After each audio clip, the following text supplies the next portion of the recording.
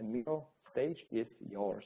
Excellent. Thank you very, very much. Great to be here, and I have a lot of great stuff I feel to share with you today.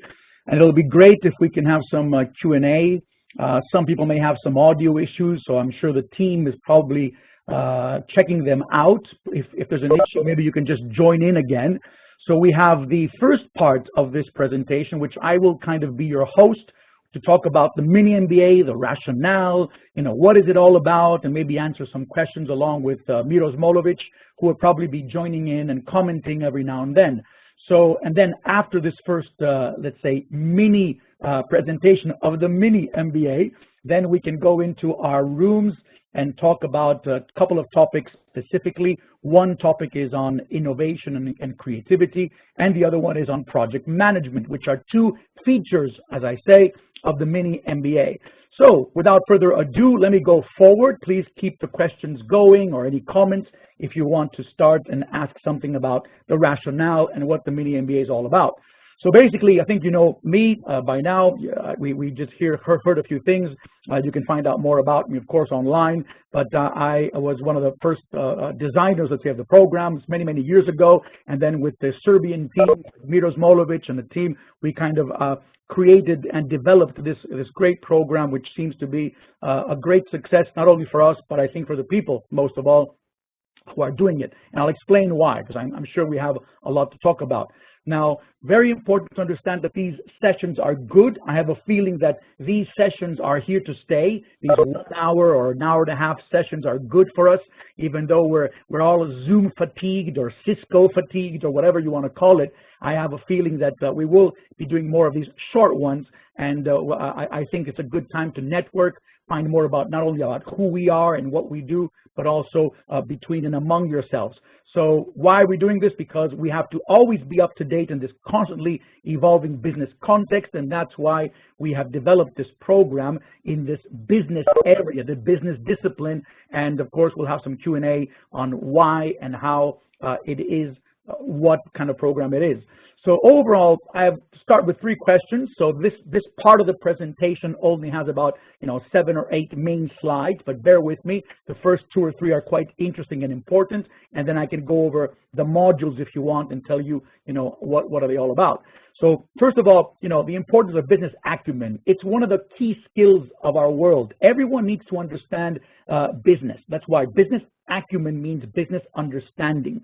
So everyone working for any organization, doesn't matter if it's charity or if it's a telecom company, you need to understand how that business operates. How does that business add value? So that's becoming a very key skill. And that's why many associations, organizations, and people, corporations are asking us for even just training on business acumen, which means understanding the commercials of our industry and how can the company add value? How can the company make money? And the reason I'm saying this is because sometimes we go to companies as consultants, and there's a lot of people in a big business that don't necessarily know how that company is really adding value. I'm not saying that everyone should know the same, of course. It all depends on the levels and the hierarchy of the people, but business acumen is becoming a key important skill, probably because of the fast-moving situation we're going through. So everything changes. So if you don't know how something will affect the way you're actually adding value, then that's not going to help you. So it's very important, to summarize this first bullet, to understand what business acumen is. Now, it's a corporate MBA, as I call it, and you'll see the uniqueness of it in a moment in the next slide. But first, let me ask the third one. Let me answer the third bullet. Who does an MBA? And I get this question a lot. I also have taught and still teach as a guest lecturer in MBAs, especially during the past 25 years, basically, for the American College of Greece, for Henley Management College, for Strathclyde, for the Scottish University, for Nottingham Business School as a DBA supervisor. So I do have the experience in not only delivering, but also assessing papers and understanding the whole MBA situation. So who does an MBA? Forget about the mini MBA for a moment. Who does any MBA course? Number one, you have people who want to get promoted, want to understand the business better, want to understand all the, that dynamics of the business, understand the business jargon, understand, how to get better within the business context, to get promoted, to understand the business from a higher, let's say, level. That's the one segment, okay? The second segment are, people that want to set up their own business. Many of you may be entrepreneurs, and this is a great course for you. So you can start up a business, because we have a startup mentality. We believe in the startup mentality. We feel that everyone working in a business should have a startup mentality, and I can explain more if we have any questions on that, because it's important to really take some risks and be disruptive and see how we can start things. So that's a second type of person. Number one, people who want to get promoted within a business, being a big organization, and then the second segment would be people that want to start up something on their own, and they're missing a few skills and they want to understand business better. The third skill are the people that want to upskill. We're living in an era where things are changing drastically. You can't stay with the same information. It's impossible. So you need to constantly update your knowledge. And that's why many associations have what they say, continuing professional development. It's important to get that continuing development going to always be employable. Another great word that we're getting into in the past 5 or 6 years, having that employability, being job ready, being ready to take on any task that comes up. So in that sense, that's another segment that we're getting. We have had CEOs on the course, we had managers, we had assistant managers, and it doesn't matter where you come from. The good thing from an MBA perspective is that you don't have to have a business background. You can be from anywhere. You can study literature, sociology, and do this. So those are the three main segments that actually do an MBA in a nutshell, and to the greater extent. Now, what we have to offer is actually, we kind of try to answer the big problems that MBAs have. So what are these problems? So here we go, and let's get stimulated here. Number one, time. Some MBAs take 1 to 2 years, depending on the location. The American ones being a couple of years. In the UK, it could be 1+ year, depending on the thesis, if there is a thesis. So it takes a lot of time. And if I add on the last point here on the screen, which is price, if you add on the time and the price being paid, I know MBAs around the world that start with $50,000 or $60,000 or even $100,000 in the US. In the UK, a lot of big ones can probably go for like $30,000 to $40,000 or even $20,000. So that is an issue in a very difficult situation, and I'm not sure about the return on investment. We can talk about that as much as you want. I don't want to downgrade, on the contrary, we believe in the concept. We made a program that would probably be kind of a substitute to it. So in that sense, we believe in what the mini MBA, what the MBA has to offer, but in a different way, a different packaging. So these 2 points, time and money, were a big problem, and I'll tell you how we solved it. The theory, lots of MBAs are too theoretical, and that's because academia does have a lot of theory. There's nothing wrong with the theory as long as the balance is good. You need theory, don't get me wrong.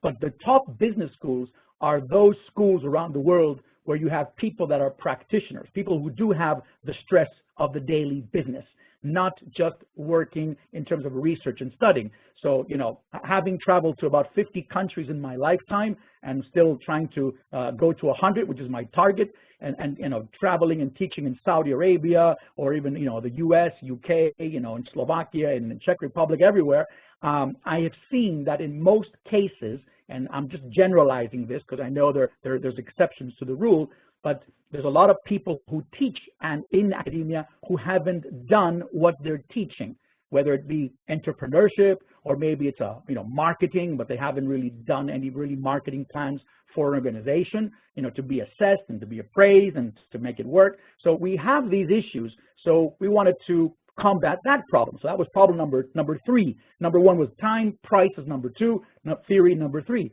Sequence, we had to find a way in terms of putting things in order, because you can't go to any program and you start to say with finance, what are you selling? What's the company all about? Do we have a company? So sometimes it's important to have a correct sequence. So Dino will speak now, Mira will speak second, and Radu will speak 3. So you must have a logical sequence of things. And many of the programs that we benchmarked during that time didn't have that. And we tried, and we still try, I think we're getting it right after all these years not to have overlaps. Students and candidates need to know that, well, we need to know from our part what you've seen and what you know from other sessions, and we need to make a correct sequence and to avoid overlaps, to make sure that the time and the money that you spend is optimized with good knowledge and good synthesis. Not knowledge, the synthesis of information. Practitioners, that's why we solve the issue of practitioners. We say, okay, we need people who are entrepreneurs, are business people, are real consultants in the market, have done this. So we have people that work for Google in the US.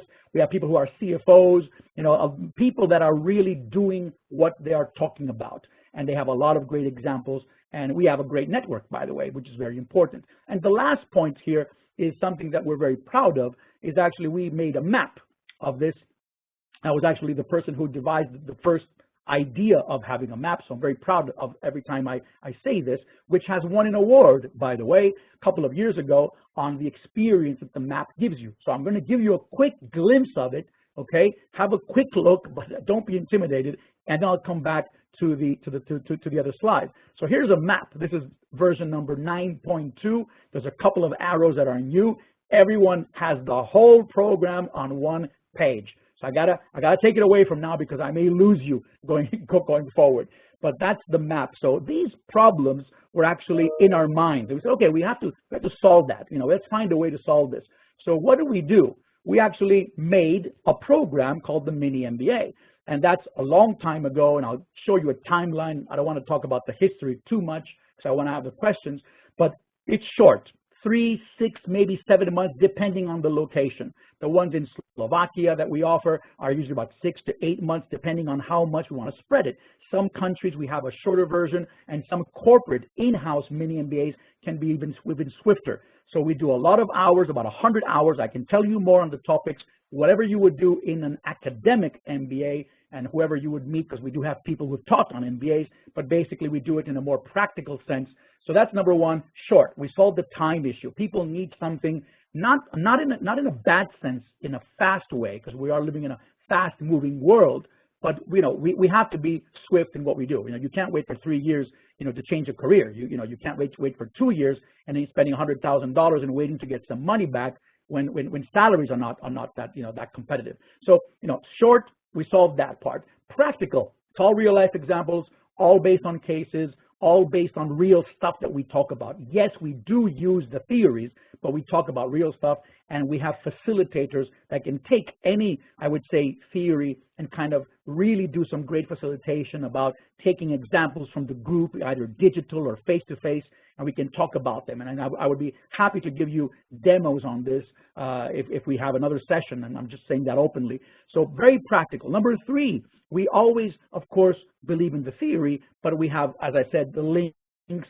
step 1, step 2. We try to balance the practical and the theory, and I'm just elaborating on point 2 here. Number 4, we made the map. We showed you. So we have a map that portrays the whole program, so people can go back and forth, and people, I think, love it when we go back. We may have people who've done it here in this group. Maybe you've kind of signed up to listen to and hear more about the smaller sessions or today, and maybe you can say more on this. But we always try to go back to the map and say, where are we now? We're here. Okay, so we try to make it in a more, let's say, algorithmic sense or a sequential way of thinking about a business. Because it's one thing to say, I have an idea. Okay, let's start a business. What's step number 1?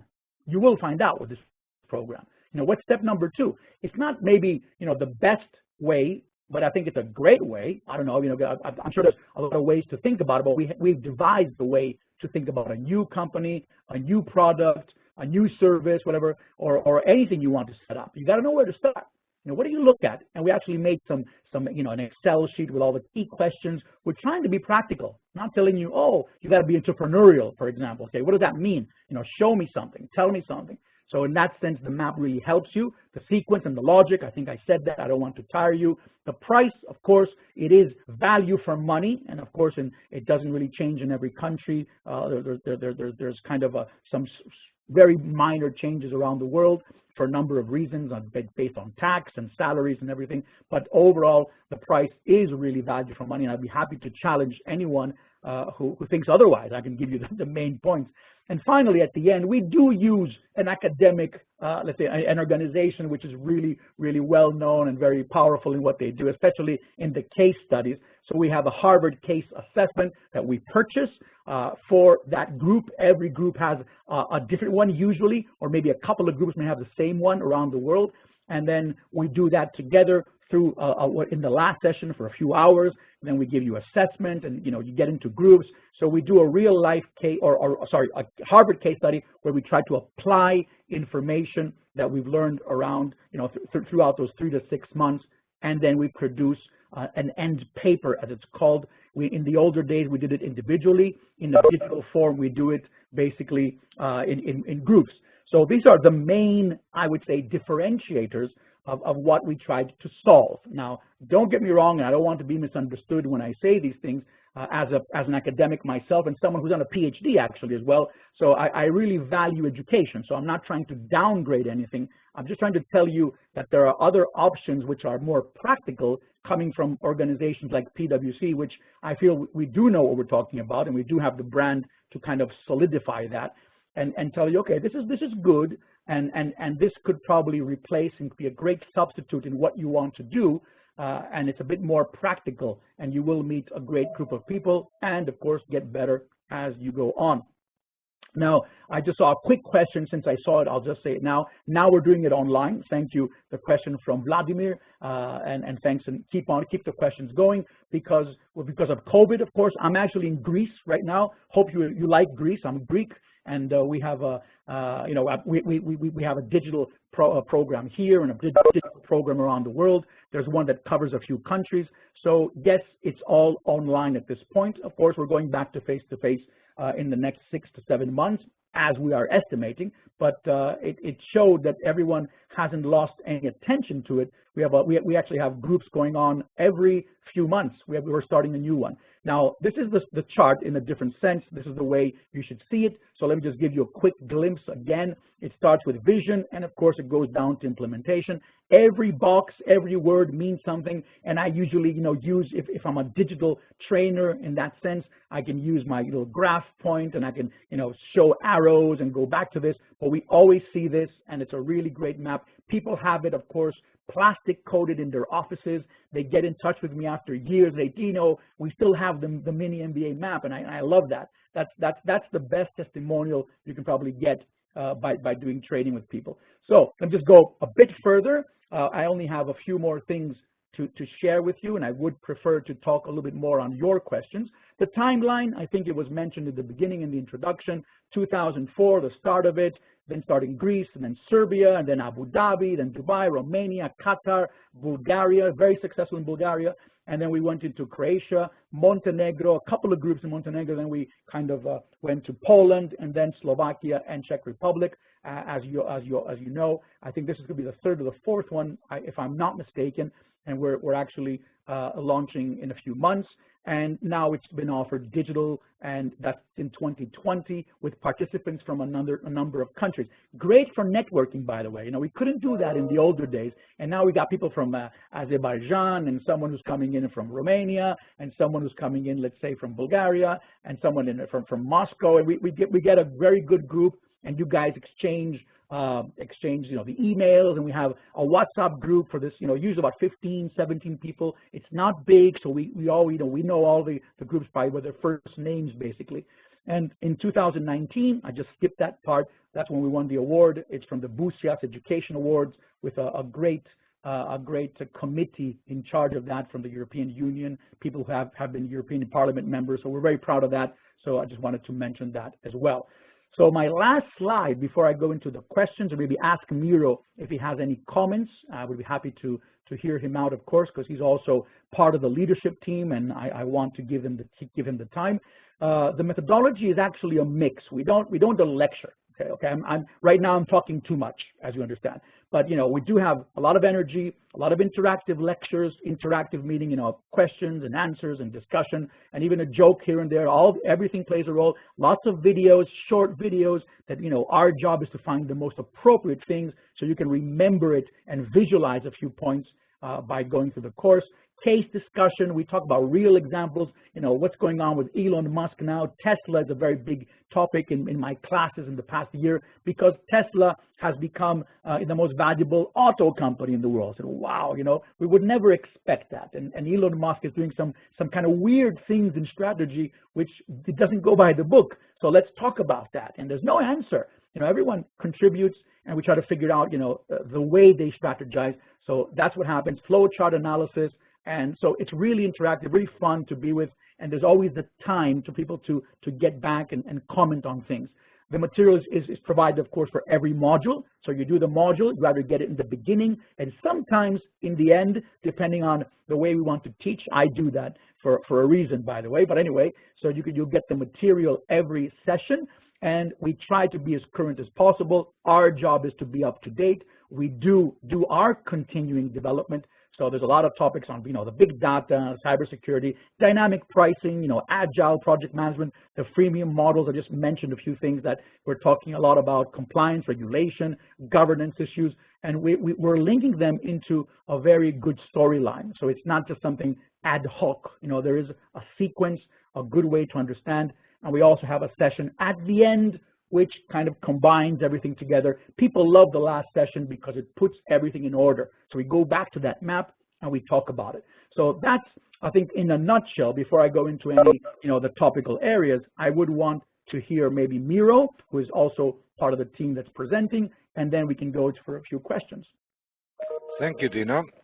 So Dino had a chance to introduce himself very quickly. Hi, greetings from Belgrade, actually. So you have one guy coming from Athens, the other one coming from Belgrade. It seems that we are going southern and southern in this particular moment. I don't know how is the weather in Greece, Dino, but it's sort of raining in here, so I'm sort of envying you right now.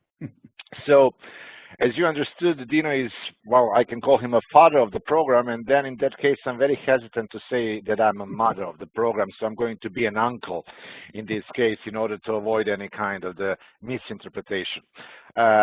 One thing that I would also like to share with you is actually the faculty, the people who are working on this program. Today, you are going to have a chance to hear actually very small pieces of our mini MBA program in the sessions that are going to be delivered by me and Dino. But as Dino already said, we do have great people and we do have great business practitioners.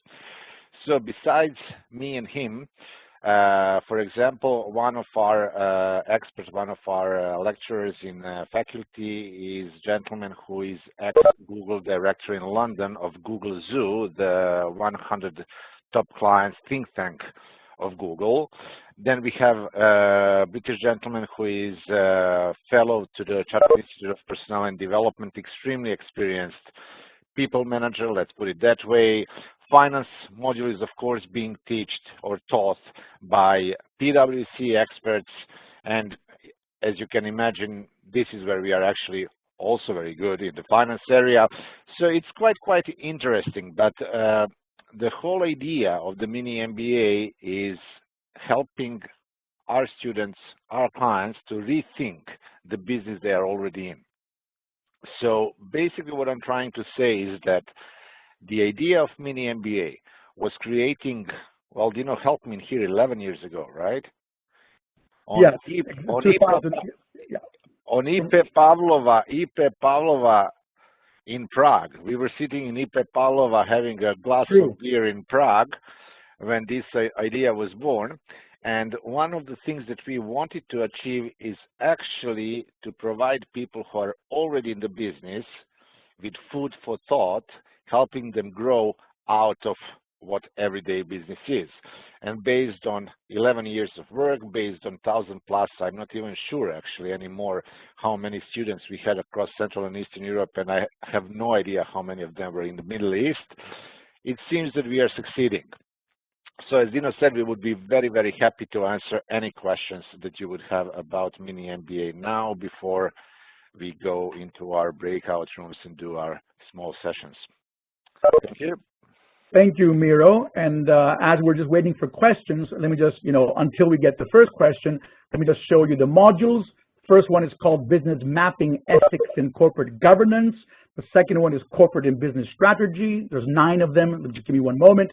A Human Capital Management, Leadership and Enabling, versus Enabling, Marketing and in the Digital Age, Project Management, Business Processes, Accounting Basics and Financial Management and Overall Performance, and then Innovation and Creative Thinking. You'll see a little glimpse of that one along with Project Management today. And the last one is Module 9, which is the wrap-up with all, everyone, gets together and we think about what we've done in those months, but we leave you with a business plan template, with a venture capital pitch, a sequence on how to think of making a new business or a new product. So we give you the deliverables, which are, I think, very, very useful for you.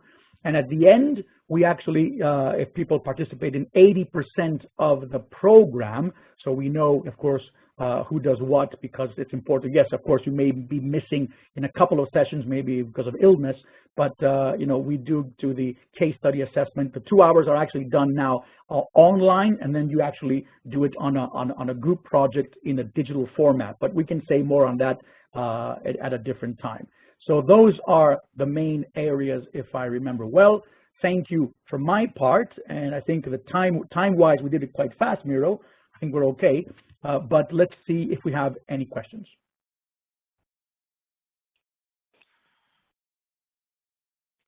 Let me encourage you to ask, as this is the great situation in which you can actually receive very, very direct answers.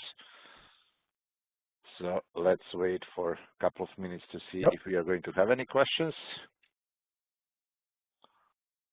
In the meantime, while you're thinking about the questions, we will break right after this session in a few minutes, time after the first, then maybe 1 or 2 questions. And then we're going to have some mini sessions, one on innovation and the other one on project management. So it'll be good for you guys to see, a few things on what we can do and try to stimulate your thinking a little bit.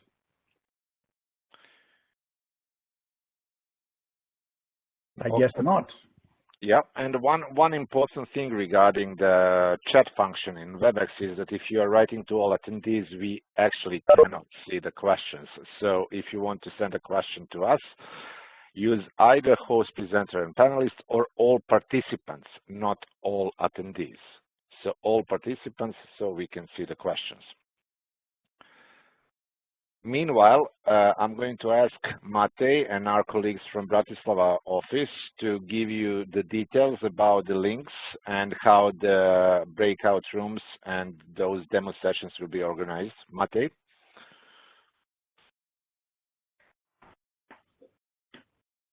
Excellent. So we have those on the links now, as I understand. Okay. So I guess we can, if we have no more questions, we can probably take questions when we're in the session, Miro, correct? So that's good if you have any more direct questions. So let's move out of this one now. Take note of the links that were just sent to you for Workshop 1 and Workshop 2. Maybe do a quick copy paste, and then we will actually move in. I'm going to allow just another 60 seconds to do that, to be fair, in terms of people having the time to switch. And it should, the next session could take around 40, 45 minutes, depending on the time that we have. We don't want to tire you, but we want to make it interesting for you and say a few things on our topics. So let's wait a bit. Anyone else, you can probably move out and go to the next session if you want already. You can go for it. What I have to tell you. And feel free to, open your mics if you want to comment or stop me. Let's try to make it interactive. So please don't worry, no need to wait, for me to tell you that. If you have anything, I'll be asking you, of course, and I would want people to kind of get back to me so we can have an interactive session. So the agenda, why are we talking about innovation? Because it's one of the most important topics in the world. And as you will see today, it's impossible to go forward as any company if you don't continue to innovate. You may not believe that, but I don't know any company, so I'm giving you the answers. In a normal session, maybe we would probably talk a little bit more on this and show some videos on a few things. But I think you understand that it's impossible for companies to stay competitive if they stay with the same products and services. Now, don't get me wrong. You may think, yeah, but Dino, what about that company? There are companies out there that have done very, very well with one product, or maybe a couple of products, or their main flagship product. But as you will see, even companies like Coca-Cola are trying new tastes. And that's why they have Coca-Cola Zero, or Diet Coke, or Cherry Coke, or Vanilla Coke, or everyone's trying to do the next big thing. And thankfully for them, Coca-Cola is still around. So the point is that every company is trying to update, upgrade, and create new things, because it's the only way to actually be sustainable as an organization. So how are we going to do this today? We're going to talk a lot. It'll be a little bit more lecturing today, of course. We're not doing a session. This would probably be a whole day. If you can imagine, if it was a face-to-face training, or about 4 to 5 hours. If it was digital, in a different format. We do change our methodology, by the way, when we deliver online. So what to expect, lots of practical things and examples, and of course, not too much theory, okay? So that's what I have to tell you as the intro. Now, what's happening that's affecting innovation, okay? Number one, we're communicating a lot. If you communicate a lot, you learn. You call up someone tells you, I saw this on Facebook, I heard this on Twitter or the news, or I got a friend who knows this person, he sent me something. Everything is kind of really open these days. And everything is a bit transparent, if you understand my point. Everything is out there in the open. So there's a lot of communication going, and that's sharing information. That's very good in innovation. In the old days, we were sitting in at home, maybe possibly have a TV, but there was no communication to learn more. But in that sense, we had everything under control. Now we're losing control because, listen to this, we actually have too much information and too much communication, which is creating the opposite effect. So that's another big topic of discussion. Lots of global competition, that's quite obvious. People doing something in America is affecting Greece, the interdependence of the financial world, the bitcoins, the regulations. So there's a lot of competition out there from companies, and we need to find the next big thing, because everything can be copied. I'll say it again, everything can be copied. So trying to give you the trends that are affecting this topic, and why does the World Economic Forum suggest that this is one of the top topics of our decade? Do you know that? There's a new research, 2020 and 2021. So it's, I think it was like November and January this year, where they actually listed the top 10, 15 skills that we will be needing for 2025. I got to tell you that. One of them is innovation. Creative thinking, problem solving. It's all about soft skill. So you got to understand that. It's the skill of thinking, not knowing how to use a microphone or a technology. Increased transparency, I said that. We're very open. Big data and data analytics. Data is giving us innovation. Let me tell you what I mean by that, because you'll get it going forward.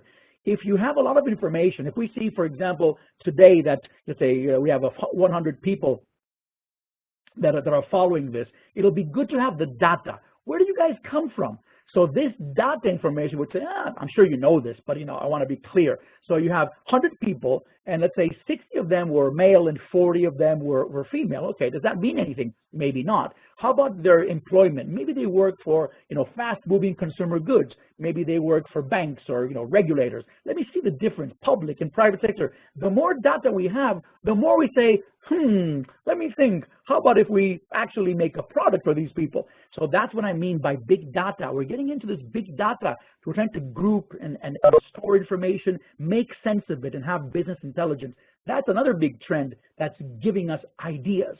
So that's another point. Constant change, obviously, the topic of change is getting a new life.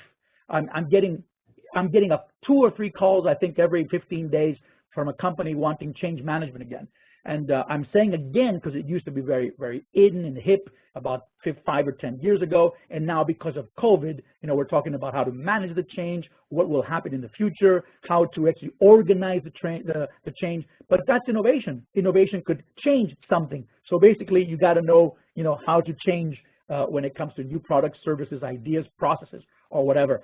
And finally, because of this openness, and the fact that you can learn from everywhere around the world, from any website, from any person. You can watch a video, record it, whatever. We actually have increased collaboration. There's a lot of companies that are remote companies these days. A lot of transparency. They can share things, share information, learn online. So these are the trends that are actually happening out there in a nutshell, and there's more, I'm sure. Remember, this is a mini session to give you some great trends that are affecting what's going on in the world and why we have to innovate. So why innovate? Since I said that, well, listen to this phrase: no company can have a sustainable competitive advantage forever. And the reason is everything can be copied. Now, this copy-paste, right-click copy-paste situation is happening more and more. That doesn't mean that we don't have any innovation, or there's no one who's an innovator, but we are copying. We are kind of, what is this guy doing? Let's do that. What is this company offering? Let's do that. We're a phone. Everyone's trying to copy the Apple and the Samsung phones, but and there may be very good copies, but you do have copies. You can copy these days. You can copy a website. You can copy a process. You can copy a car. Everyone's trying to copy Tesla now. They're taking it apart to see exactly how things work, even though Elon Musk has given the blueprint to everyone openly. But overall, these are the areas that this is a very important point as an area of concern, because if you are going to be copied, you got to always do something better. So the answer is the only advantage is the ability to learn and change. Learn and change. And of course, by changing, you may have an innovation coming up.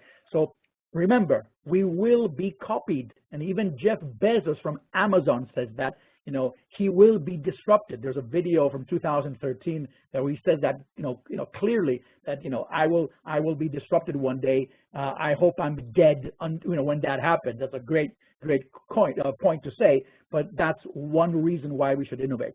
Lots of competition, lots of copying, so you can't really say I'm safe. I made this product, like the mini MBA. We believe it's a great product. Okay, but what if they copy us? And we are getting copycats around the world, and some of them are quite good, some of them are quite bad, basically. So it's always good to know that you can bring in a better map. We can have a better session, a better sequence, better practitioners. So we always have to look for something new, and that's the only way to stay ahead of your game. I have a saying, and I want to share it with you because I don't know if we will be able to have a session together in the future, but we need to feel as people as well that we are like applications.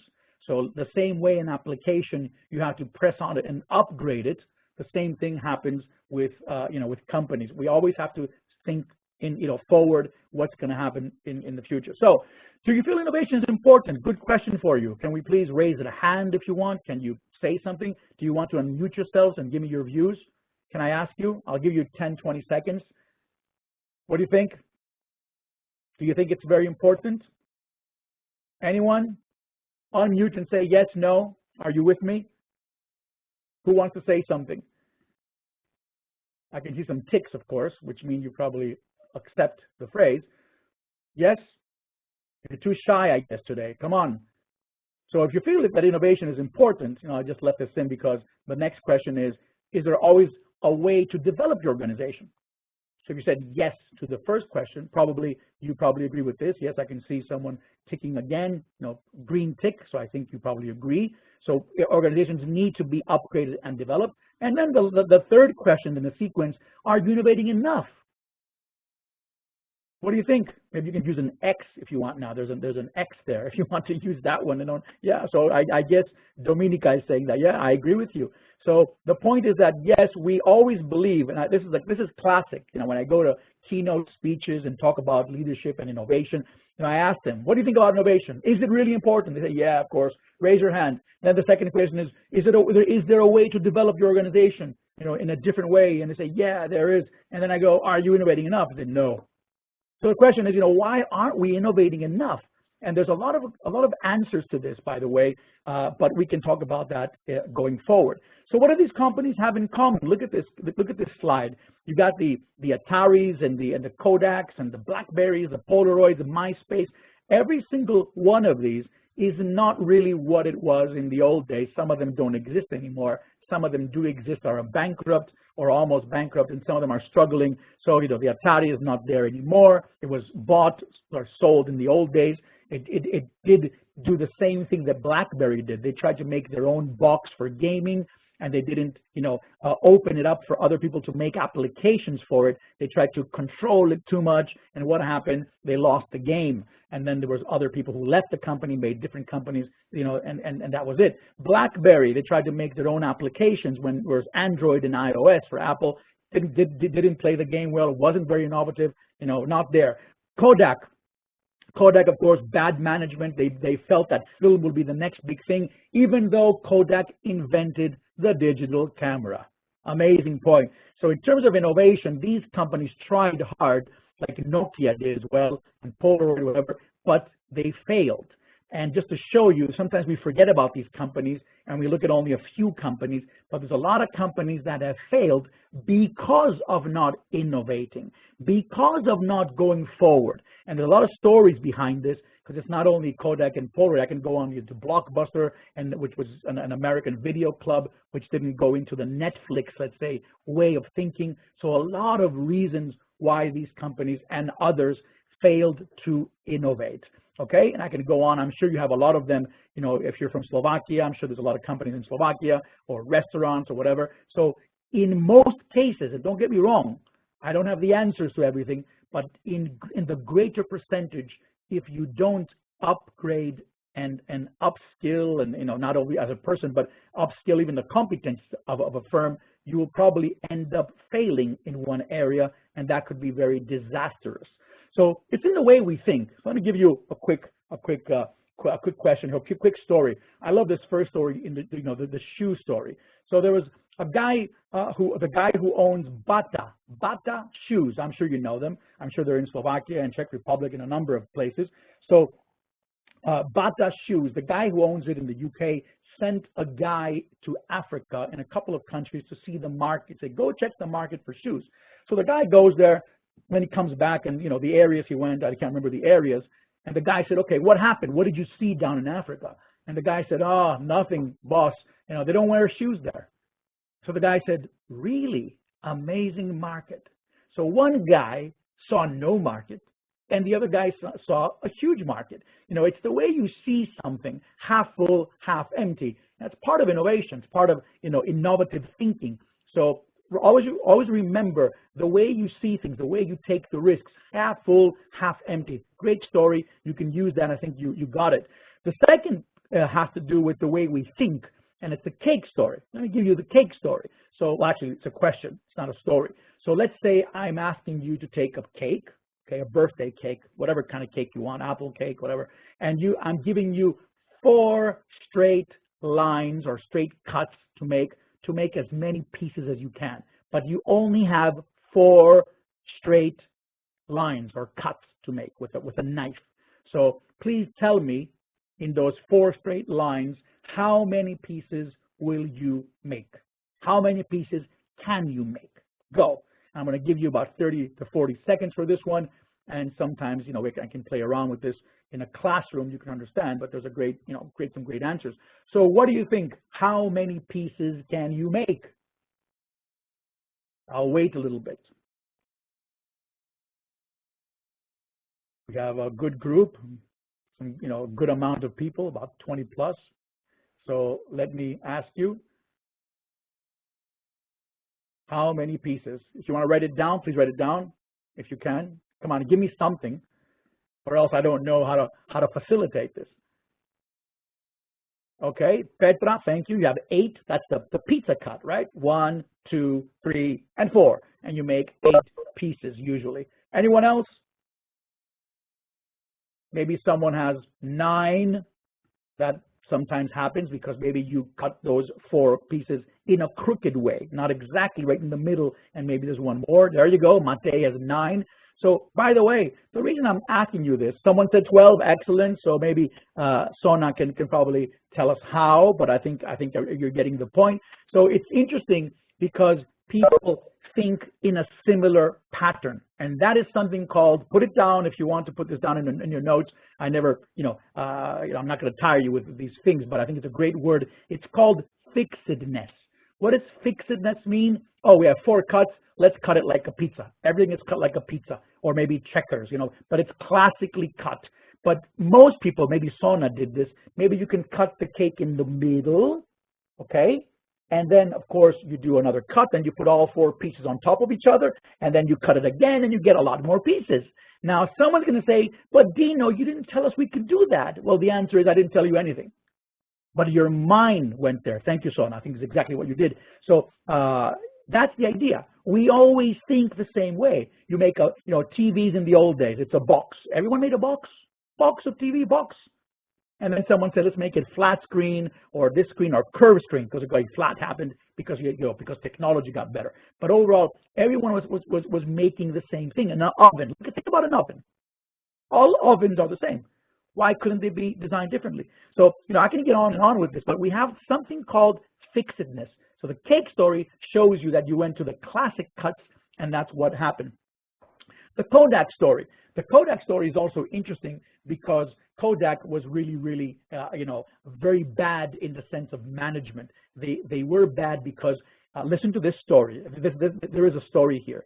That the guy went into the boardroom, a guy from Kodak, and he said, we should focus on the digital camera, and we should focus on this.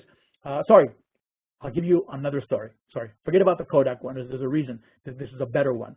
Blockbuster, which was a video rental company in America. So forget about Kodak. This is what happened to Blockbuster. So a guy goes into the boardroom and says to the people at Blockbuster renting DVDs and videos, he says, we should go and do something like Netflix. At the time, Netflix was renting DVDs by mailing service. It wasn't like what it is today.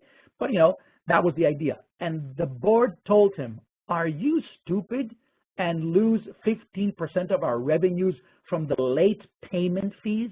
If you remember, when we were delaying a DVD, we had to pay an extra. And they were counting on the late payments. Is that the way to make a business? To count on how clumsily a client can be? And it doesn't really make sense. So just to show you, sometimes the old board, the old management, they don't think ahead. They don't think that life and business, and this is something good from Simon Sinek's latest book from last year, they have to think in an infinite way, the infinite game. Business is not a game where you have Real and Barcelona playing football and there's 90 minutes and the referee, blows the whistle and whoever actually scored the most goals wins. That's not business. Business, you don't play a game. Business is on and on and on. No one wins. Who goes home? I have my own business. I never go home and say I won the game. I won nothing. Tomorrow's another game. So basically, it's like a Champions League thing that you go on, and that's the way to think about, long term. And Kodak didn't think long term. They were looking short term. They didn't go ahead. So shoe story, the way you see the glass, half full and half empty. The cake story, we have this fixedness in us. Number 3, not looking for the infinite game and looking at a finite game, totally wrong. And finally, timing. The .com story, for those of you who are in technology, software companies, is the story where we invested too much in .com. So we were spending, we're buying stocks in websites, software development, when no one even had an email. That was in 1999. I wasn't using an email the way I am today. So it took some time, and those companies that couldn't survive that period when everyone started to get emails and using them more, they got out of business. So sometimes timing plays a role as well in innovation. Good slide, I think, to give you some ideas and some stories that we talk about. So what is innovation? Let's define it. Innovation is actually ideas that work. And I think that's the best example or the best definition. Why? Because if you say that ideas that are commercialized, it means they make money. But that's not the case, because you can have an idea in your work, in your organization, that you can actually make a better process, a better way to set up a meeting, a better office structure, I don't know, but something that would probably help you do better work. That's also innovation. So an idea that actually is implemented and works. Okay, works, makes money, or gives us some sort of value. So it could be anything. And it doesn't have to be an iPad. It doesn't have to be the next Tesla. I want all of you today, when we stop this session, to be inspired. And I really mean that, because as an educator, one of my visions, and people who know me, who are listening from PwC know this about me, I have this vision of educators having the responsibility and being accountable to inspire others, or else you're not a good educator. Sorry. It's part of our job. So I really want to tell you that anyone in this digital room can innovate. And I know someone's going to say, Dino, I don't believe you. Maybe you have more ideas. I'm not a person with ideas, or I'm not. Well, let me tell you that most of the innovations that are out there in the world have been done by people, most of them, listen to these, are the big ones, that have never been in the industry. And you're going to say, you should say wow on this now. Steve Jobs, great guy. Okay, I know the stories. He wasn't in the telecom industry. The guys that made Skype were not in the telecom industry as well, or not in the, they were kind of doing IT stuff. The guys who made Airbnb were not in the hospitality industry. That's the interesting part here. Okay, the guy who actually made Bitcoin, we don't even know where it comes from, but it's amazing it didn't come from the established organizations. If you think about it, cryptocurrency, who did that? We still don't know, by the way, the guy who was behind Bitcoin with the fictional paper that he wrote, and it became very popular. So I can go on. Sal Khan with Khan Academy. He's not Harvard. He was a guy who made videos, and he changed the education industry. So come on, don't tell me that you have to be, oh, I'm not in that industry, I don't know. It's better not to know. It's better to come and tell me, say, Dino, listen, why don't you do that? Wow, I never thought about that. Why would I never think of something? Because I'm saturated. People who are in the business usually, and they go on day to day in, day out, we get saturated. If I come to your company, I can see some names, or Sona, or Mate, or Barbara. If I come to your organizations and I say, if I see something, hey, why don't you do that? It's because I have no risk. And no one else is thinking this way, because you maybe are afraid of the politics and the diplomacy and what people will say about that idea. So that's what I mean by innovation. Something that really, at the end of the day, works, is implemented, of course, and it works. So why don't we innovate? Let me give you a list of things that happen usually from the classes I've done. So because we're not doing this in an interactive way, or at least if you want to speak, please do speak up. I'm waiting, but maybe you don't. So, the creativity obstacles, why don't we? I have no time, Dino. I'm swamped. We have too much work at home. Now we're doing this with COVID, and it's really difficult for us, blah, blah, blah. I got it. It goes for everything. And, it goes for going to the gym, to lose some weight. So the second thing could be procedures. Our company, PwC has that. We have that at PwC. I actually have a special role with PwC, so I'm putting on my PwC hat. And to be honest, there's a lot of procedures if you want to, get things done. That could be a problem. And that's why maybe we don't innovate a lot. So we're trying to find ways with innovation competitions, with, creating the infrastructure that could help us innovate. So maybe procedures are the problem. Maybe there's no support, ill support. I'm not getting enough support. No one's supporting me, or no one's believing in me, or no trust.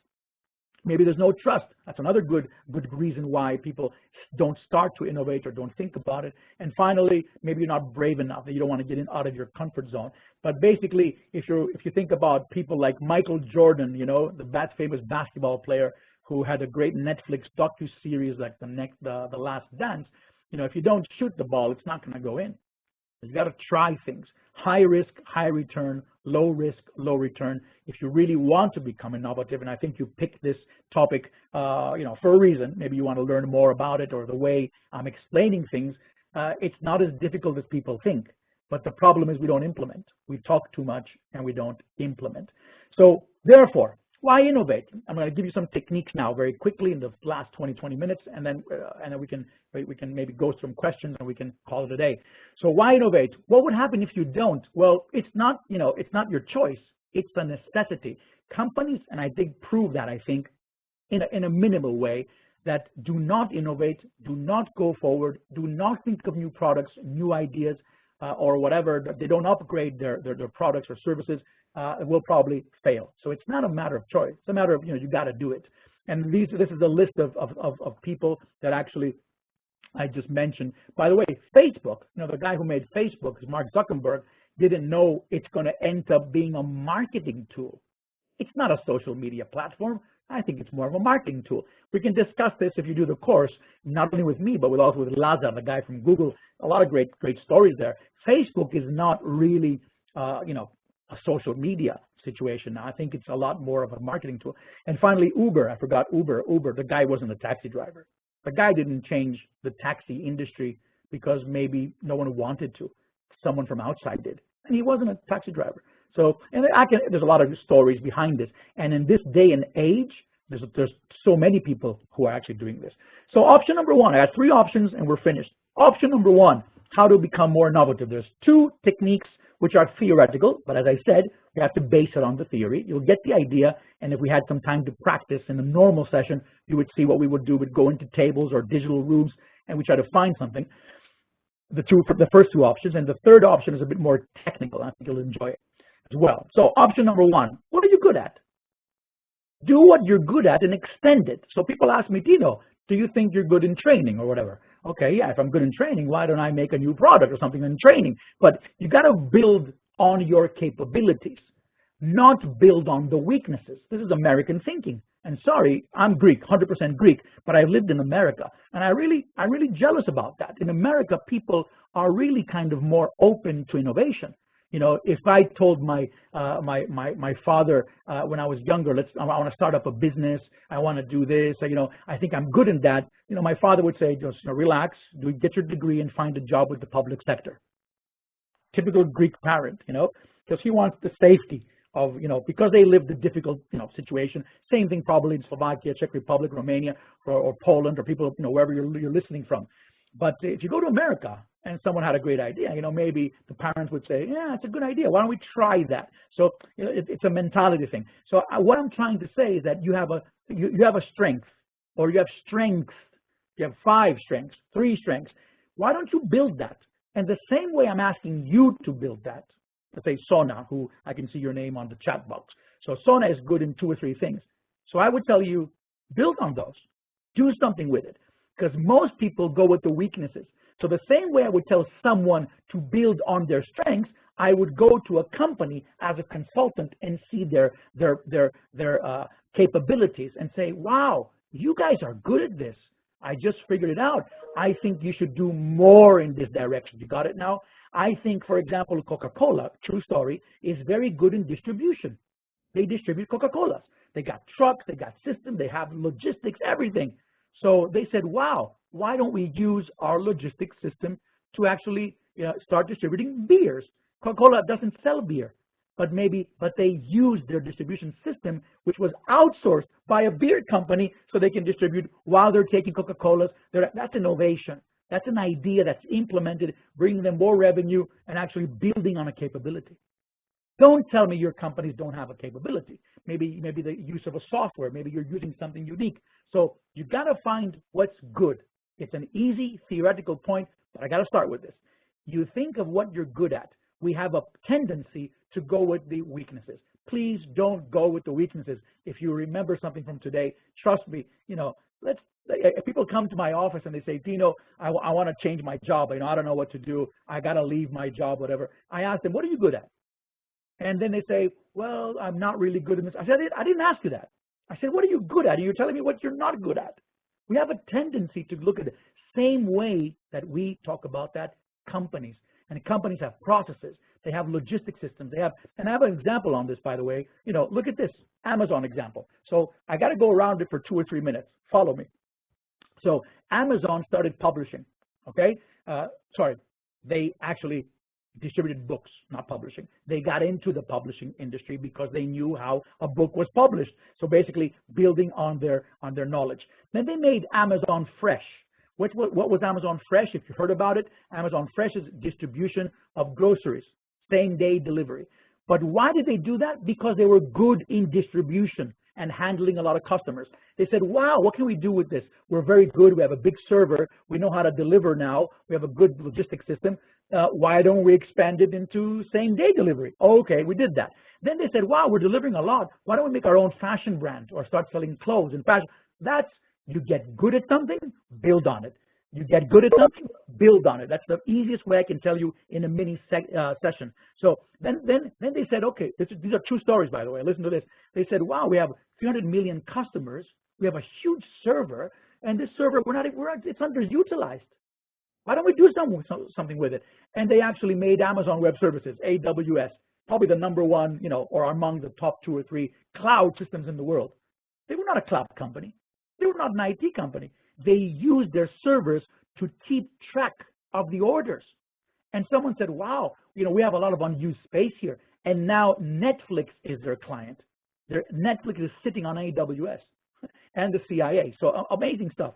Then they got very good, and they said, let's make a product in terms of selling so they can shop more. That was the only thing that they diverted a little bit. They made an iPad system called the Kindle, if you remember. But of course, the Kindle was a book. In the beginning, was reading books, so they did have book knowledge and how it should be done, maybe. But they made that into a wider topic. So that was the one thing that they made, but to shop more, because they knew where people were shopping. And they were asking, when are you shopping? How are you shopping? For example, they found out that people were shopping from their couches in the evenings. They wanted to see when they were shopping and what time, male and female. So they got better in that. Then, of course, they made robots. Sorry, I'm going down here now on the bottom part of the slide. The robots. Why? Because they had a very good logistics system. They were buying things for us, and they had to find a way to make it faster and better. So they said, let's utilize robots to make the distribution faster. Then they started selling robots. Then they started getting into the drone business because they wanted to deliver faster. So everything they were doing, I'm not saying that it was like 100% the way I'm saying it, but by 80, 85%, yes, it was. It's because they got better at something, they got really capable in it, and they said, we're getting good at this. Let's extend it. And my favorite example, of course, is Amazon Go, which was based on the robot system. I cannot explain it now. I would need a video. But they used, listen to this, robots in their logistics centers, which I'm sure you know a lot about because in your countries, a lot of shared services are available and also big logistics centers. So they're using robots to pick up the boxes and the pallets and everything. And they wanted, and the robot knew where to go. So they made the first supermarket where you can actually use your phone and shop and just walk out with no cash register. So using a barcode, beep, beep, beep. The machine learning understood where the client was in the supermarket, and that's why they actually bought Amazon Whole Foods, which is in the middle line here on the right side, which is a supermarket. The guy didn't buy the supermarket to actually start selling groceries and become a supermarket company, but he wanted to test the machines.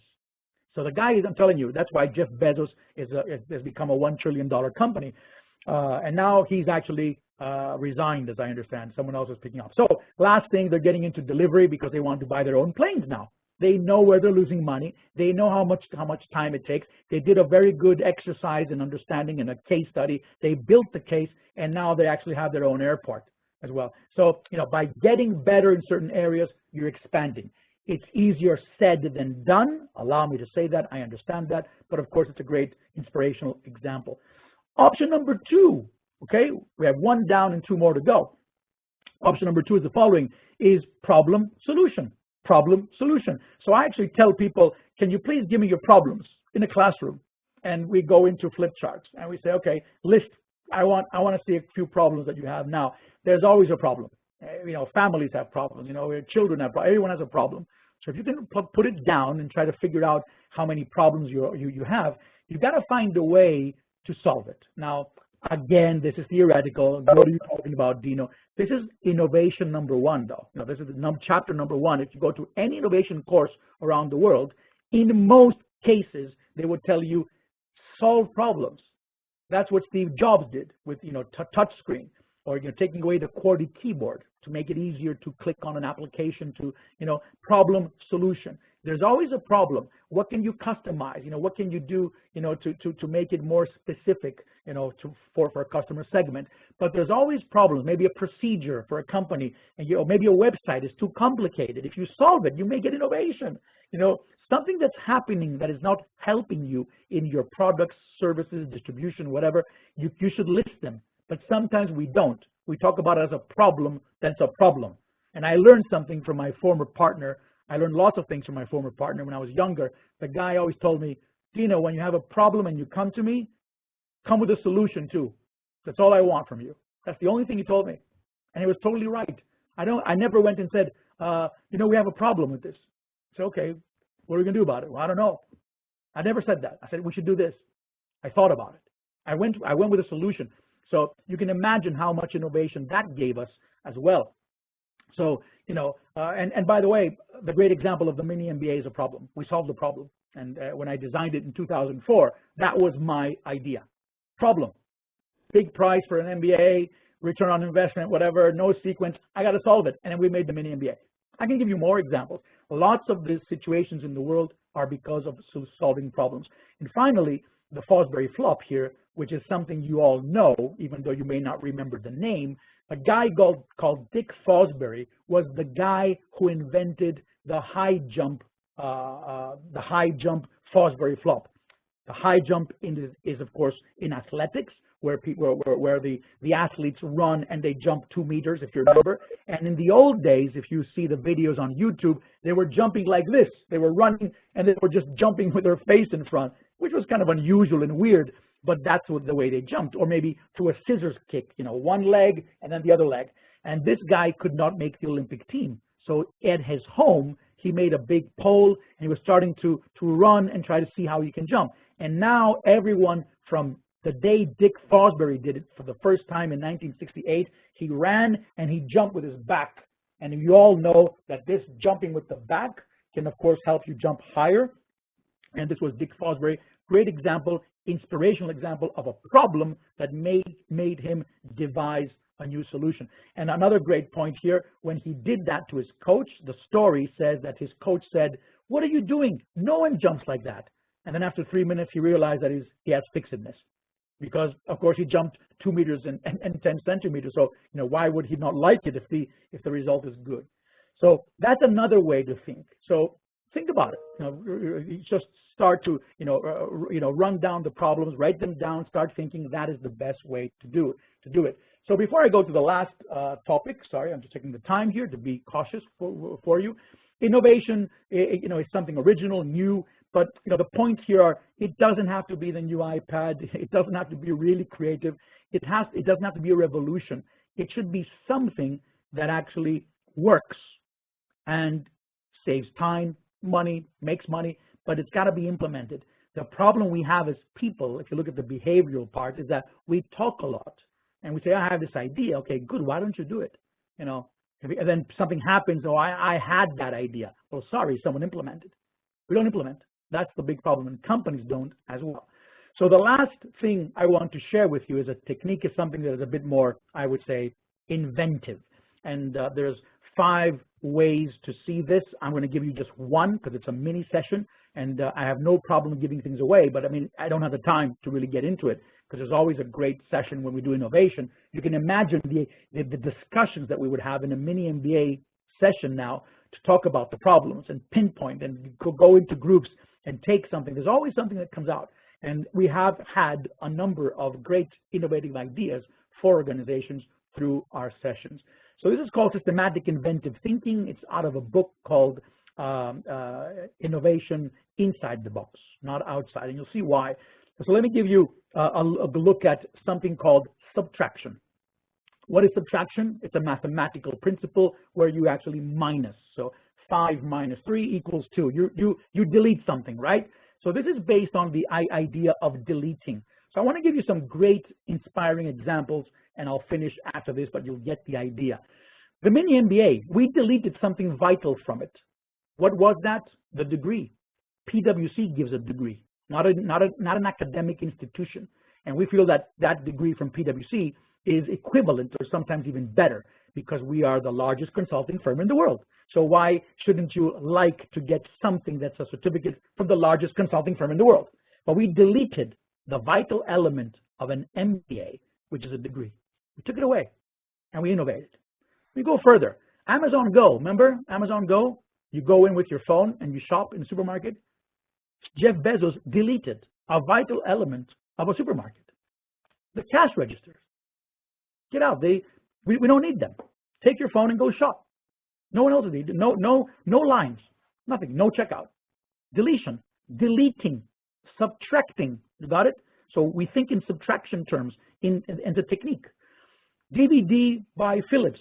It was a great DVD, if you remember, slimline one, which was the one that had no knobs on it. They just took them out. Everyone was using a remote control. Why would you go to the knobs? Delete them. And they actually got an award for that slimline. It was one of the best DVDs ever made. Great design as well, because by deleting, the knobs of volume, whatever, everything was remote. So we just took them out.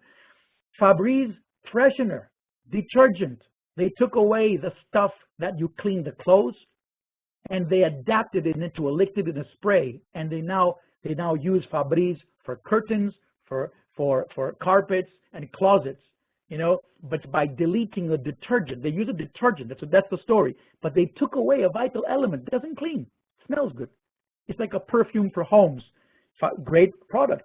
Contact lenses. There's no, in the glass. I wear glasses usually when I have face-to-face trading, and they have the rims. But here, they take away, delete them. They made contact lenses. Instant soup. Take away the water. What do you have? Dried goods. You could probably make that into a product, and they did. Deleting a vital element, which was the water. Decaf. Why do you drink coffee? For caffeinated issues, right? To get caffeine. Take it away. You got a new product, decaf. People like decaf. It's amazing. Sony Walkman. Take away a vital element of the tape recorder. Take away the speaker. What do you have? Well, nothing, because no one can hear it. Yeah, but if you put your headphones, Sony Walkman. Wow. Huge innovation, 1979. Wi-Fi, no cables. EarPods, of course, again, no cables for the system that you can hear. Entertainment systems in airplanes. I had the chance of traveling. One of my last trips before COVID was from Abu Dhabi to, I think, to Belgrade, and they actually didn't have any screens anymore. I said, "What's going on? Where's the movies?" They said, "No, we took them away. They deleted everything. Now you actually connect with the Wi-Fi of the airplane, and you have a Netflix system." Wow. Deleting a very vital element. Motorola Mango, the phone that deleted a vital element of a phone. What is that? Making calls. They took it away. They said, who would want this? And they found out that children would want it, because their parents don't want the children to make calls, only to receive calls. Innovation. So I can go on, but you got the idea. And I want to show you the model, if I can. Oh, sorry, this is quite new, and I put it in my presentation. How innovative could you be with pizza? Well, I saw this. I'm sorry. It's deletion. And I put a photo of it. You wouldn't believe this. How innovative can you be with a pizza? They deleted the whole most important part of a pizza. I'm sorry if you're hungry, by the way, but that's it. And they made stuffed crust. Okay. Would anyone want that? Yeah, I guess so. It's an innovative product. If it works and people buy it, maybe it's good. So that's one way to think. And there is a model. But I don't want to, I don't have the theoretical part. I didn't want to give it to you because it would take time, but there's a sequence. You delete something, you think who would want it, make a virtual product in your mind, you adapt it, and you get an idea. That's creative thinking sequencing. But there's no time to get into the detail because I'm just doing a mini session, but I'm giving you the main point, so don't worry. And there's a great story with Apollo 13, if you remember, where the astronauts were up in space and they couldn't have any oxygen, and the guys tried to find a way to put a square thing into a round other thing, and they had to do it because they had to think, what do they have up in space? They only have 5 things. Let's think with these 5 things and tell them what to do. So you're thinking inside the box, and sometimes that could be a lot more innovative than you think. You got to be curious. My last points, allow me. You got to be curious. Curiosity does help, by the way, if you really want to become innovative. Maybe not everyone is innovative in that sense. Quantity is better than quality in ideas. Okay, sorry to say that because you may not agree, but quantity is better than quality when it comes to ideas. Again, I have to say that. Okay, companies should reward success, celebrate failure, and punish inaction. I really like this quote. It's not my quote. I actually heard it from a TED Talk once. Can't remember the guy, but I do make that reference. Reward success, celebrate failure if someone tries something, but punish inaction. What does that mean? I don't believe in punishment, but I'm just saying people who don't do anything, I think, should, and that's why we're saying that. Take action, not notes. That's why we're not implementing. And the key takeaways, I think we can talk about that now in terms of questions. So I hope you enjoyed this session. I think the time was almost exactly how I wanted it. So we do have 5-10 minutes if you want. I can stay on to answer anything. And I honestly hope you enjoyed this. I think it sounds like a roller coaster, but I wanted to give you, my best and get you going a little bit, get you inspired, because anyone can think of anything. I think the point is to actually just make it happen. And you never know where's a market for it. So thank you. And let me just check if there's any question. You can please, hope you enjoyed it, by the way. Please let me know. You can give me your feedback if you want, or you can say something in the chat box. I think we had exactly, or almost exactly, of the people who started, so that's good. It means you were joining in and you stayed there. Any questions? Anything you want to share?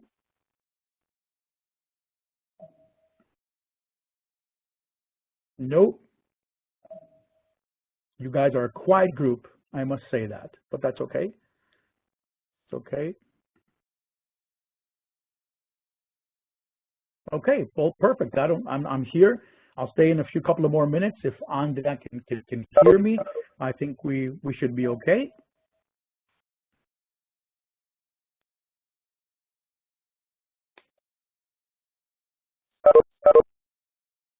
I think we're okay. People are moving out. Okay, so thank you very much.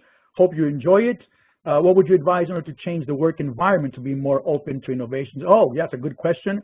Thank you for saying that, and thank you again for your kind words. So sorry for being muted. You can just write it down. But one thing that I can say for companies can do 4 or 5 different things. And of course, I would need time to elaborate.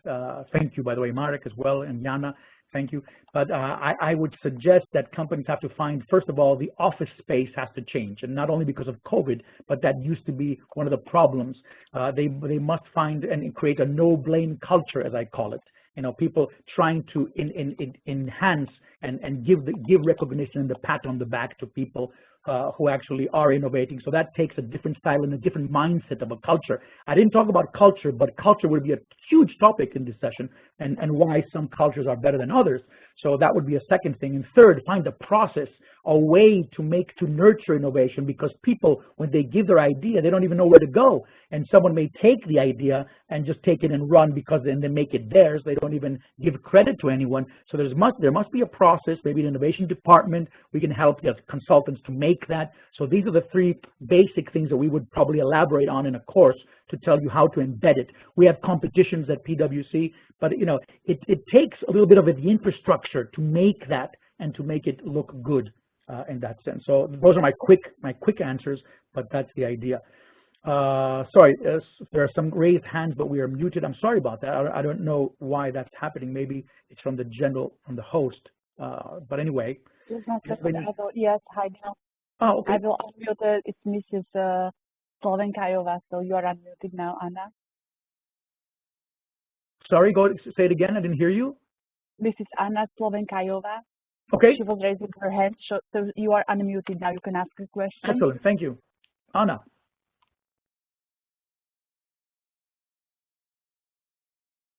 And Sonia is unmuted Okay. as well. Yeah, if you want. Yeah, sure. So again, all these questions can take time. So I'm just giving you a very quick question, but there are 3 or 4 things or 5 things that companies can do. You know, making that infrastructure, creating a mindset, the culture, a lot of communication on things, taking things seriously. It is about communication. The HR office should be involved in these things. Huge topics, by the way. I would have a question. Can you hear me? Yes, of course.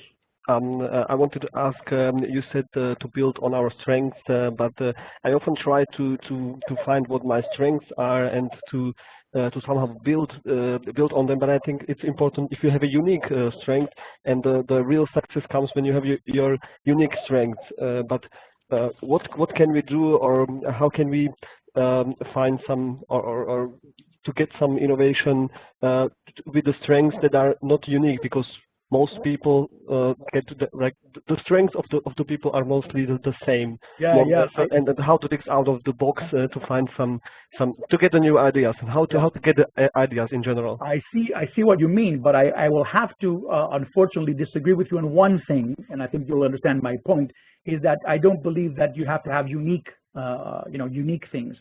Anyone can actually innovate. I think I made my point, even though it's a mini session, but I think you got that idea. So it could be something very, very minor or small. And then if you have the techniques that, I would go into subtraction and other systematic, inventive thinking ways to think about your your idea, you may come out with solutions. So I'm sorry for not being able to do that now. But first of all, it doesn't have to be unique. My brother's a disc jockey, for example, but the way he DJs and what he does with the music, I don't think that's unique. But I think people can find a way in the way they sell themselves, or the way they make a brochure, they make an amazing website, or they do things for free and then the cheese cut. There's so many things. It doesn't have to be unique in that sense. As I said, you don't have to make an iPad. You can make a procedure for meetings. I actually helped the company make a procedure to have a good meeting, because no one gets anything from meetings. We should stop meetings. We should delete them.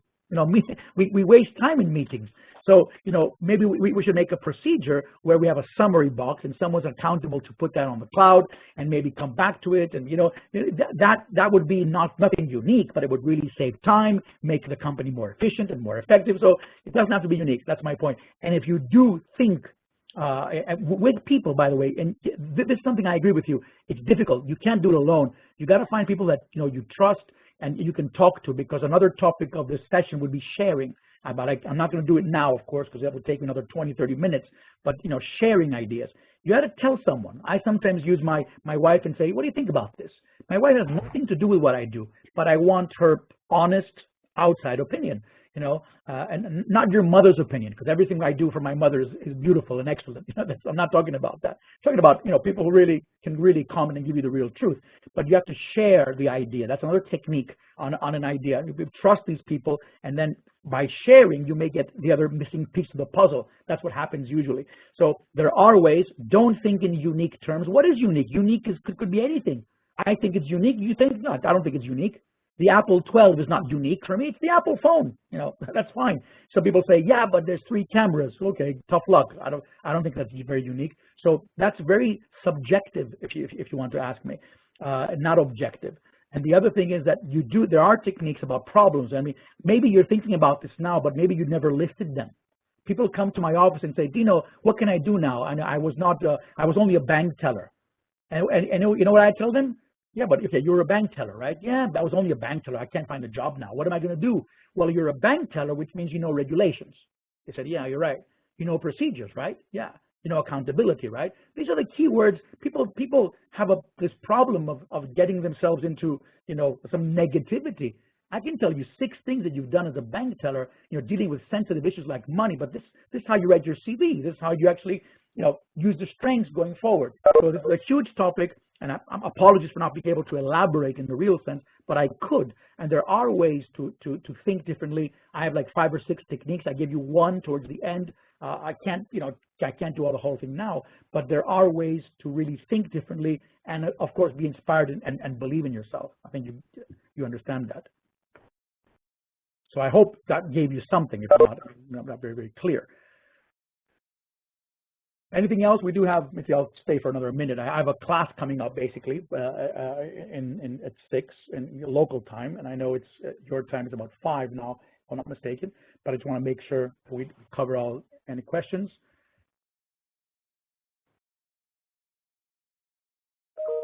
Okay, well, anyway, thank you for being there, to Andrea for the hosting and PwC, the office there in Slovakia, for really making this happen. We had 2 amazing groups, I think. The turnout was brilliant. It was like a class. And hopefully we can do more with these people. Stay healthy. That's number 1. And the rest, I think, will follow if we're all healthy. Okay? Thank you very much, Dino. It was very inspirational. I left our email in the chat box, so if you come up with some other questions to ask Dino, please feel free to send them, and he will be glad to answer. Also, if you have questions about mini MBA program, feel free to reach out. Thank you very much, and enjoy the rest of the evening. Thank you, Dino. Bye, Andrea. Bye, everyone. All the best. Bye. Stay healthy. Welcome to demo session of Project Management in Everyday Business module of Mini MBA. As said before in the previous presentation, my name is Miro Smolovic.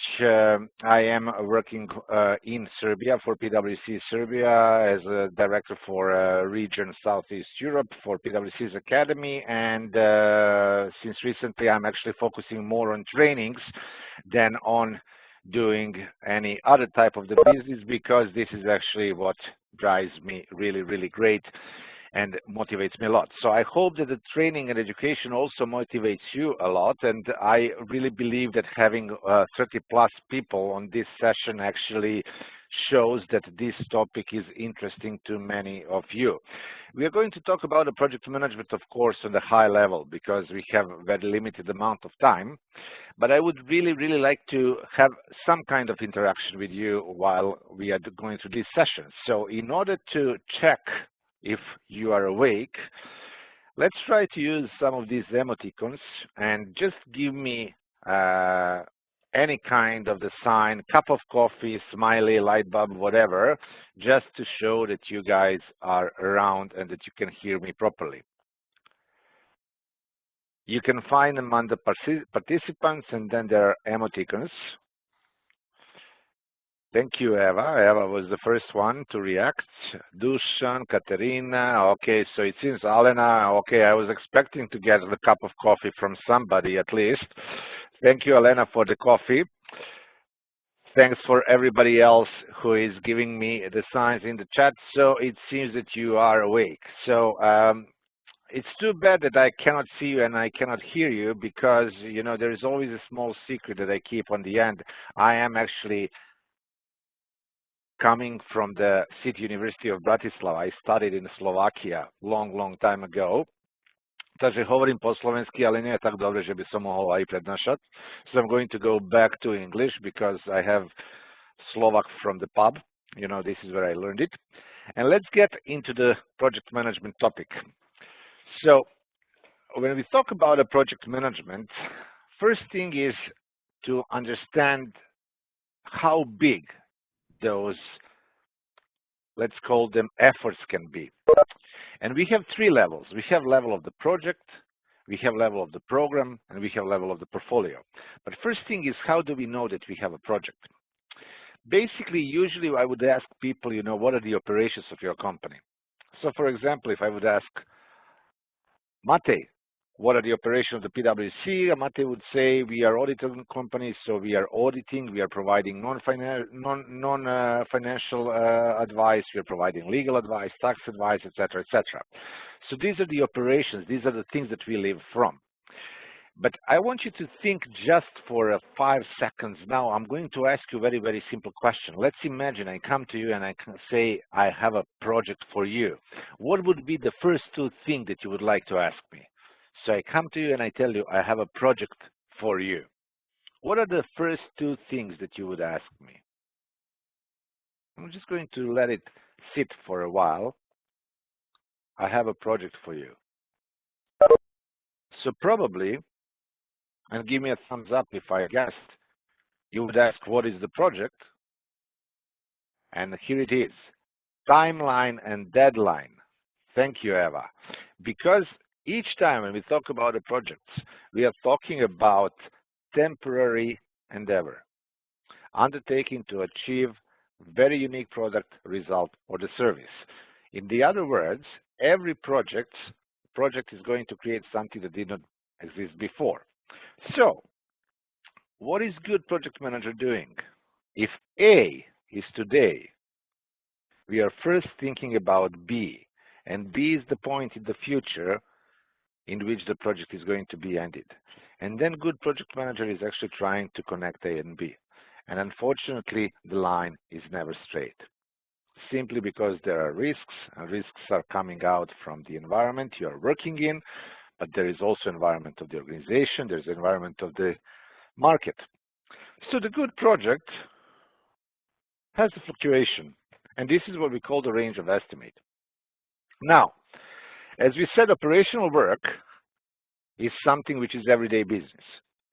And we definitely hope that there is no somebody, you know, sitting somewhere in the world planning for the end of our operations, because the end of the operations would be the end of the business. But when we think about the project management, we are actually planning for the end. Above project management, there's a program management. And very simple said, programs are the groups of the projects which are leading to the same results. Why is this important?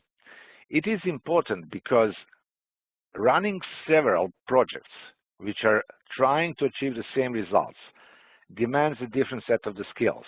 This is what we call program management. And the role of the good program manager is to coordinate project managers within the program. So what does that coordination mean? Let's imagine that on the project X, there's a problem, and project X has a delay. So project manager of the project X needs to inform program manager who is going to analyze what happened and inform project manager of the project Y about the impact of the delays on the project X to the project Y. So this is the role of the program manager. And at the end, at the top, above it all, we have portfolio management. Simply said, everything. Everything that organization is doing in order to achieve strategic goals is called portfolio. And portfolio management is actually an effort to keep every single project, program, or other activities of the organization within the strategic framework in order to decrease waste of time and waste of money. And I know that this all makes sense, but I have a little game for you now. I guess that everybody is aware about competencies. There are technical competencies and there are behavioral competencies. Technical competencies are those knowledges and skills that we need to have in order to do the work. But behavioral competencies are the behaviors which are desired to be demonstrated in order for the person to be successful in the work. So here is the game. Try to think about any behavioral competence that does not apply to project manager. So this is the question. Is there any behavioral competence that does not apply to project manager? So please, if you have any ideas, write it down into the chat. Behavioral competence that does not apply to project manager. So let's see. It's a big challenge, I know. Find one. Try to identify one. So this is actually the silence that I like, because in 15 years I've been teaching project management, we never managed to find any behavioral competence that is not applicable to the role of the project manager. So what I'm trying to say in here basically, I'm trying to say that yes, project management is the science. We can learn it. We can teach it. We learn how to use tools. We learn how to use methods, how to use processes. But being a project manager requires actually much more than just knowledge. It requires different sets of the skills to be successful in the world where everything is ever so changing, where the deadlines are tight, where the resources are limited, where you should not spend money over the budget, where you should not be late, etc., etc. So the big question is, can everybody be a project manager? My personal opinion is actually no, and not everybody needs to be project manager, because we need also people who are experts in the very, very specific fields of expertise. So now, when we look at this, we can say that in project management, there are two sets of the activities. There are project activities, or the work that needs to be done in order for the project to be successful, but there are also project management activities, activities that needs to be done in order for the project activities to be successful. And this is where we are actually going to think about all these different reasons why we are running the projects. And I don't want you to read this screen now. There's a lot of information in here, and they are actually not that important in the details. But as you can see, there are business drivers, benefits, there are changes, technology, organizational, etc. There are so many reasons to run the projects. But we can actually put them all into two groups only. There are opportunities and there are threats. So there are good events and there are bad events that are actually forcing us to start up the projects. And this is extremely important for the organization and the project managers to understand. Why do we run the project? Because if it is bad event, if it is risk, if it is something happening that we don't want to allow, we have actually very limited time frame within which we need to respond. But it also goes the same for the opportunities, because if we don't use the opportunity on time, in the best case scenario, we are going to get nothing out of it. But quite often in the business world, when you don't use the opportunity on time, when you don't understand that there is opportunity in a project that can use that opportunity, somebody else will use it, and therefore we are not going only not to make any benefits, but we are going to suffer potential damages.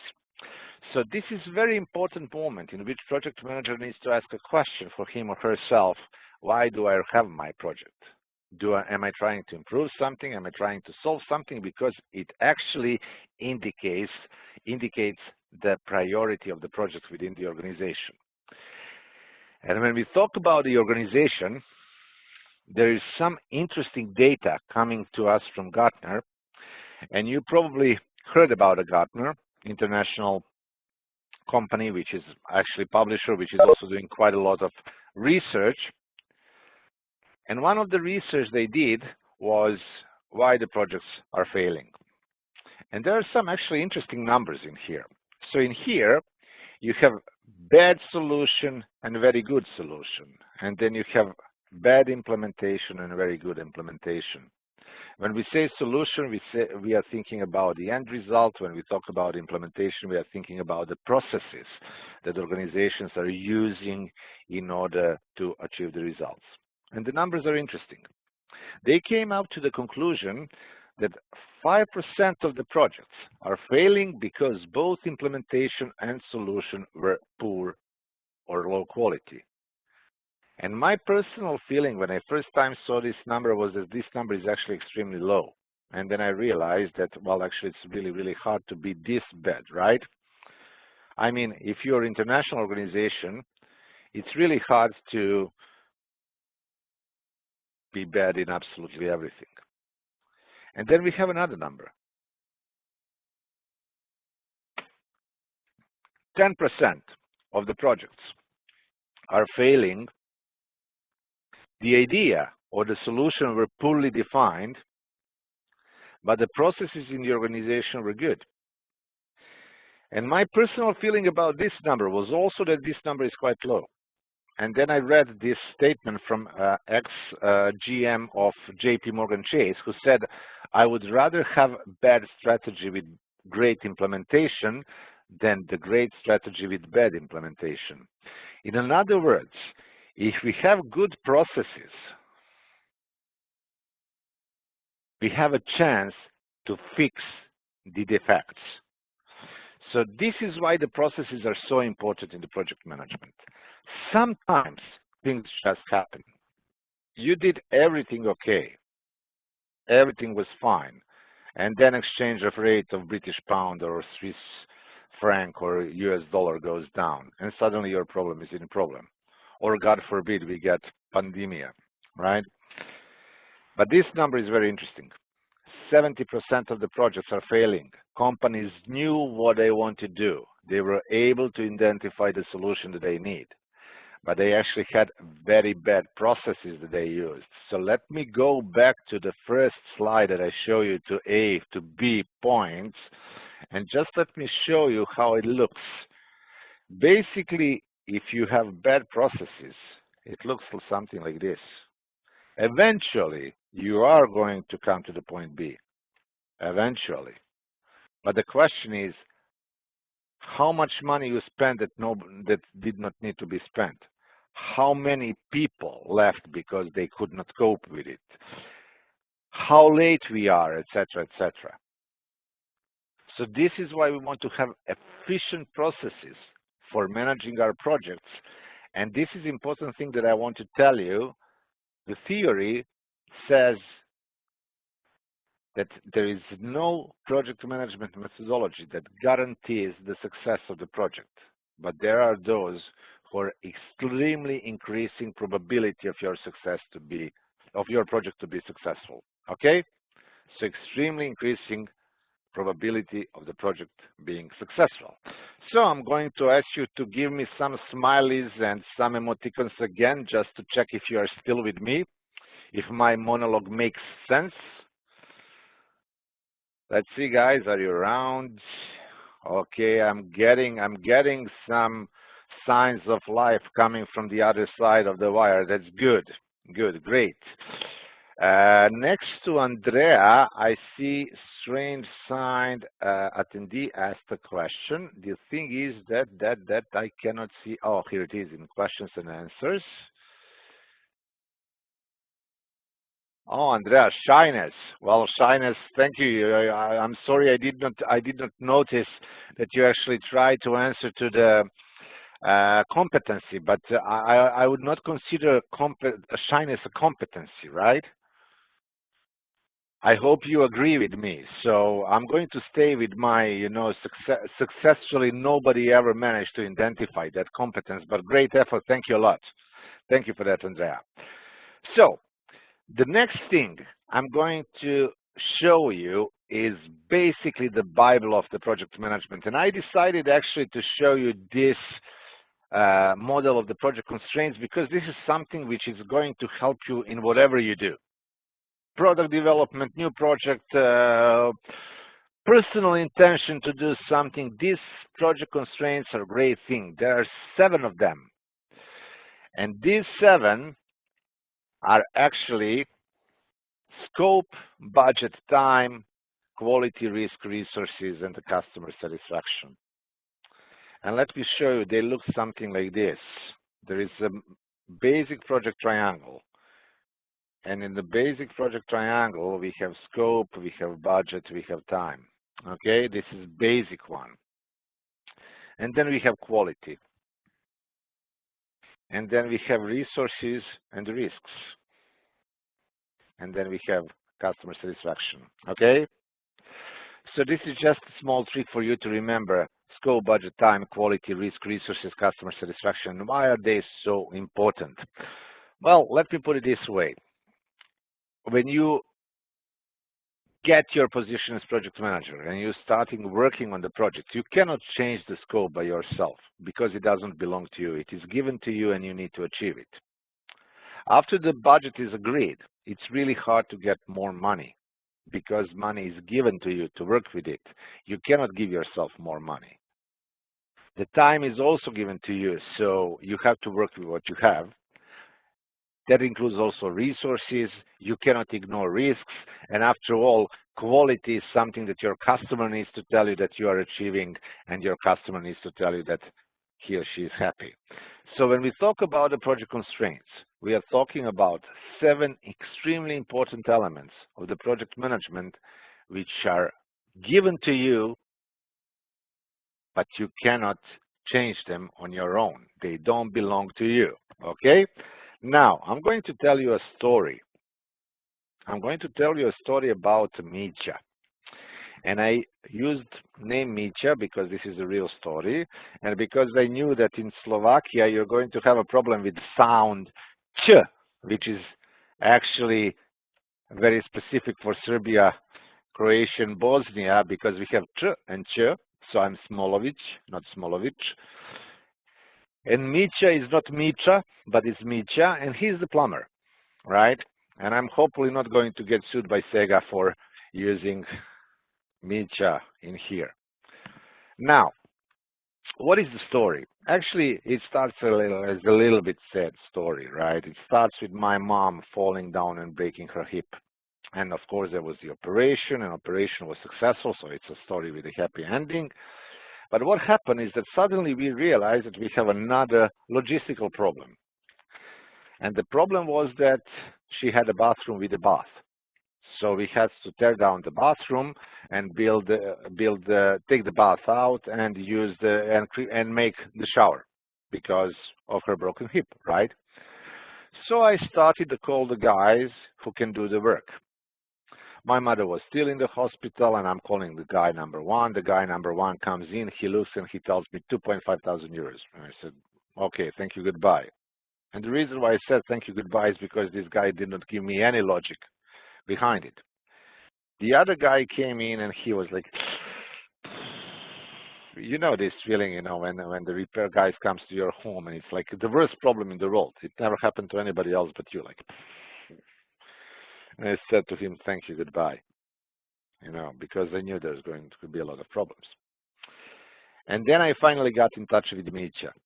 And Mitya is the guy, I had a phone call with him, and he actually told me that he's a mechanical engineer who decided to be an entrepreneur. So he has his small company for the plumbing. So which is already a good sign, right? It's not somebody who is just, you know, doing it. It's somebody who has some engineering, or not some, but quite some engineering experience. So Mitya comes to the apartment, takes a look, he's checking stuff around, you know, looking, not saying anything, and he tells me, Miro, is it okay for you that I go home and tonight I send you the overview of the works? And I said, that's completely okay. And Dino already talked about upskilling and digitalization and everything, so Mitya, being the plumber, like old school plumber, he went digital as much as he could.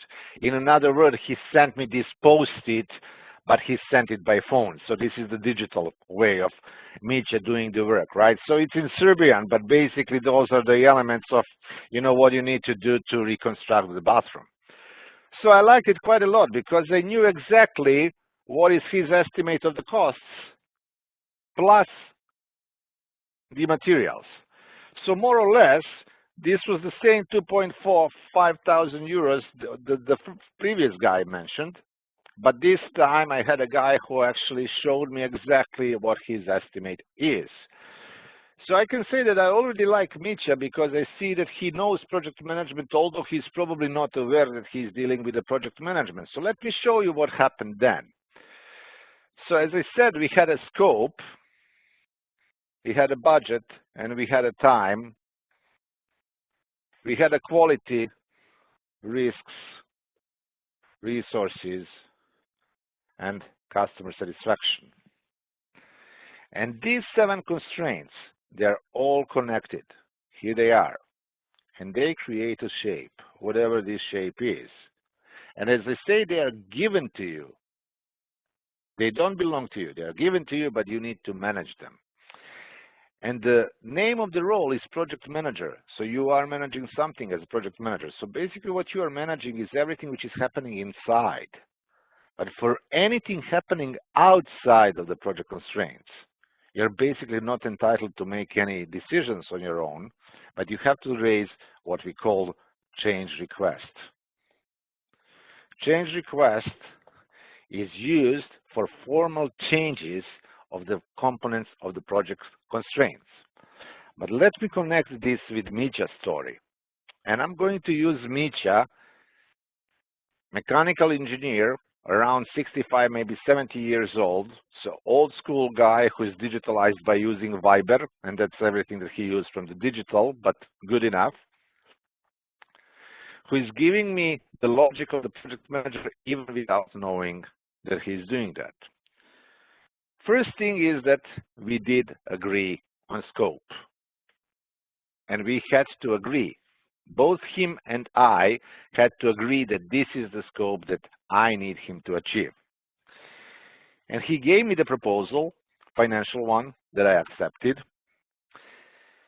And then he told me that he's going to need 4 weeks. Okay?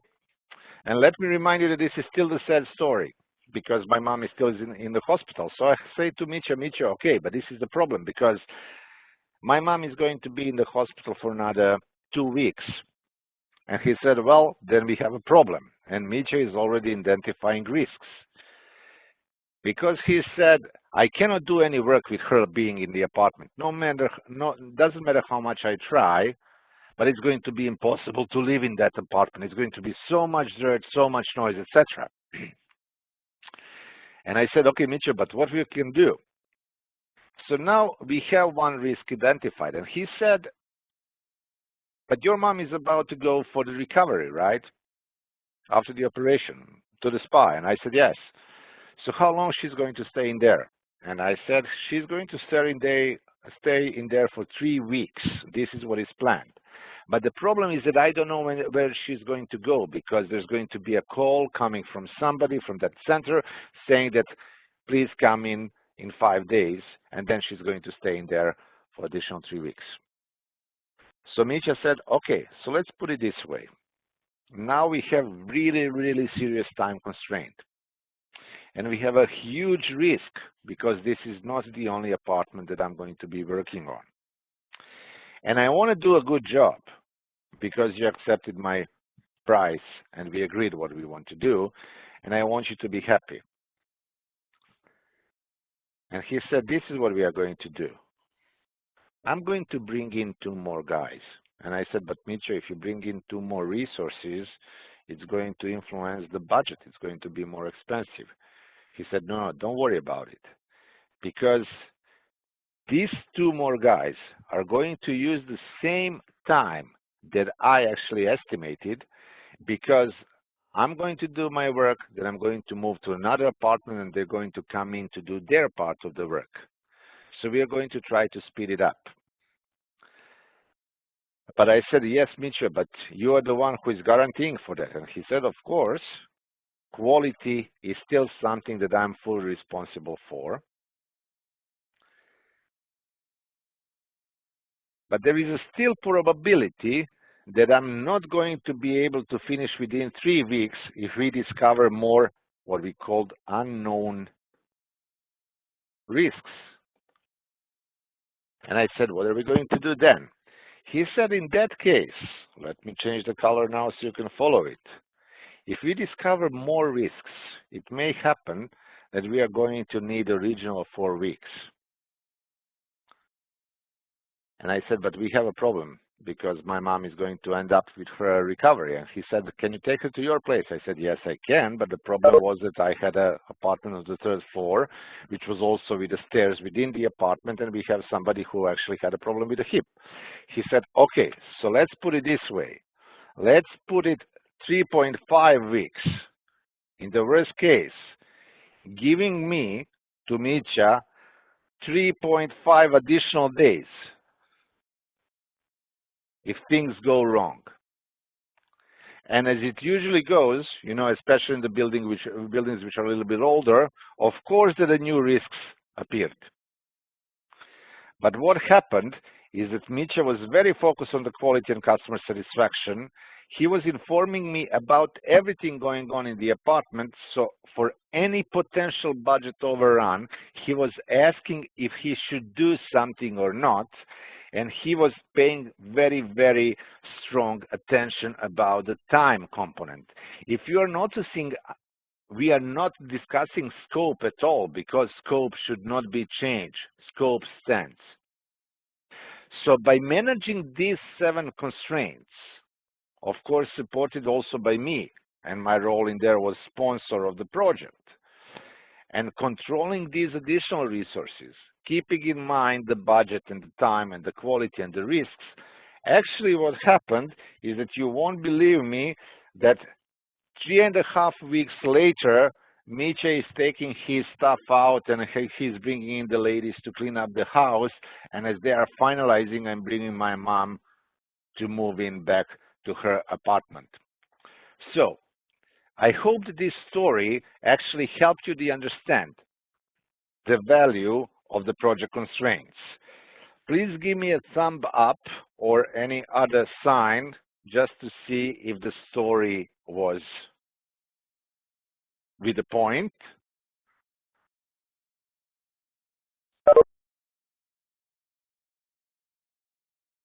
I'm getting some reactions. Okay, that's fine. Thank you. Good. Now, let me now then make a conclusion about 7 project constraints. And remember Mitya. Mitya is not trained project manager, but he's the guy with a lot of experience. Scope, budget, time, quality, risk, resources, and customer satisfaction are given to you, approved by your sponsor or your clients or your steering committee. And you are working with those 7, but they don't belong to you. Everything which is happening inside, you can manage. Of course, with a lot of headaches, as you can see in here, right? But each time when you need to change something, you need to raise the change request. But in order to manage them successfully, what you need to do, and the rule is very simple. When the change is happening, step number one, identify which component of the project constraints is being affected. Step number two is identify the impact to additional 6. And only after you finalized analysis of the impact of that change to all 7 project constraints, you can look for the solutions. When you are looking for the solutions, again, don't forget to see how this solution is going to impact the rest of the components. So, for example, I'm going to use the black color now. Let's say that on activity X, we have a delay. There are several ways to fix this delay. One way to fix delay is actually to ask for more time. But let's say that there is no more time. So how can I fix the issue of the delay? Well, I actually can try to move resources from activity Y to activity X. And if I'm able to move those resources without influencing anything else within 7 constraints, I can make that decision on my own. But let's say that I'm not able to move the resources. So I go and I ask my boss for more resources. So now resources have to come from outside. So I need to have a change request. He says no. And then I ask him, can you give me more money? Because with more money, I can buy more resources. And he says, there's no more money. And okay, let's see quality requirements. Is there any way that I can achieve quality but save some time by increasing the efficiency? Or maybe because I have risks, sorry, here are the risks. Some of the risks that were identified do not exist anymore. Maybe, just maybe, I can actually get some extra time or extra money from the risk management for the risks which are not valid anymore. But one thing is for sure. I should not do it alone because my customer needs to be happy, and I definitely need to achieve the scope of the project. Okay? Now, okay, I think that I had a good timing. Don't forget about these 7. When you're planning your sales, when you're planning new products, when you're planning a lot of things, ask yourself, okay, what is my scope? For what amount of money, for which amount of time? Who's going to do it? How am I going to know that I'm successful? These are the quality requirements. What can go wrong? This is the risk. How my customers, or, well, if my boss is my customer, how my boss can be happy in order to achieve this scope. When you answer these 7 questions, you know what you are doing. And the last thing for today is that why we need to pay attention about the project constraints. Well, the cost and staffing of the project, as you can see, is increasing as we go through the time, right? So project is not that expensive in the initiation when we start, but already in the planning we are spending some money. But if we do the planning properly, because you see that the cost of the execution is the highest one. If we do the planning properly, at least in the cost of the execution, we are not going to have huge costs of change. Why? Because probability of the risks appearing on the project is decreasing through the time period as we are getting closer to the end of the project. But the cost of change is getting higher and higher. So if we are not proactive but reactive, the projects can cost a lot of money. To explain this in very simple way, just think about building up the house and think about in here, let me put these lines down. This is initiation. I'm thinking about building the house. It doesn't cost me lots to change the house in my mind. Actually, it doesn't cost me anything. In the planning, in here, let's imagine that the architect did something and I want him to change something. It still doesn't cost a lot because we're changing on the paper. Let's say that we started with the execution. And we just started up building up the house and we noticed that there is a problem with the basement, with the foundations of the house. Well, it costs a little bit more, but it's still possible to fix it. But imagine that we are actually finalizing the house. The whole house is finalized and we are about to move in. And then we suddenly discover that there is a problem in the foundation. So it costs a lot of money. So when we talk about managing project constraints, when we talk about managing risks and being proactive against reactive, the majority of the work needs to happen, needs to happen in here, in the initiation, planning, and the early stages of execution. So proactivity against reactivity is the mantra, of course, with the Bible of the project management, which is called Project Constraints. And I think that Mitya's story was strong enough to stick out with you for the time coming in, and you can use it in your everyday life. By this, we are getting to the end of this demo session. So I will be very happy to answer any potential questions or to see if there are any potential comments to what we talked about by now. I'm going to give you some time.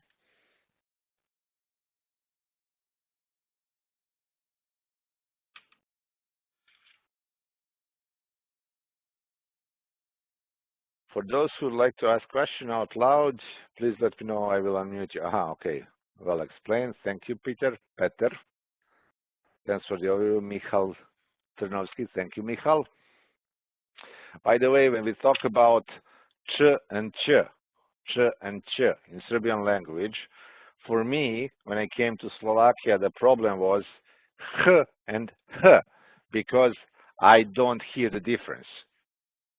So this is why I like to use ch and ch when I'm talking to the Slovak people, simply because I suffered so much to make a difference between h and h, and to learn how to say hrad instead of hrad. Okay? Okay, guys. I see that there are no questions coming in. I'm going to take that as that I explained everything. It was a pleasure to do a little bit of work with you. Hopefully this was motivating, this was inspiring for you. The team from the Slovak PwC's Academy is on your disposal for any kind of the information that you need. Matej, maybe, who is with us? Let me see, Katarina, maybe just to share your emails. How it looks on the training, how long it takes. Project management. Project management takes 1.5 days. In the online environment, it's 3 sessions of 4 hours or 12 hours divided in a different ways. So, for example, I'm actually doing project management tomorrow and project management and leadership one after another, and each session is going to have a day and a half for it.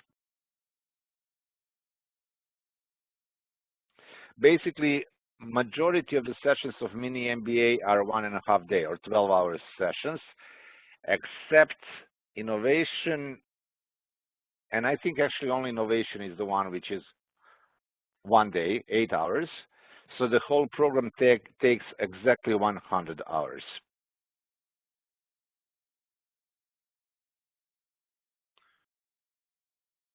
No problem, Eva, my pleasure. So, okay, just to Katarina and Matej, maybe you can just type in your emails in the chat for everybody to write them down. Meanwhile, we have another question from Erika.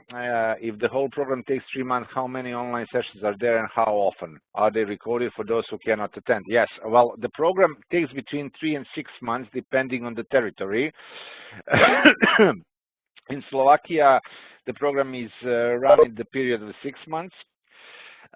Sessions are basically, let's say, between 2 to 3 weeks.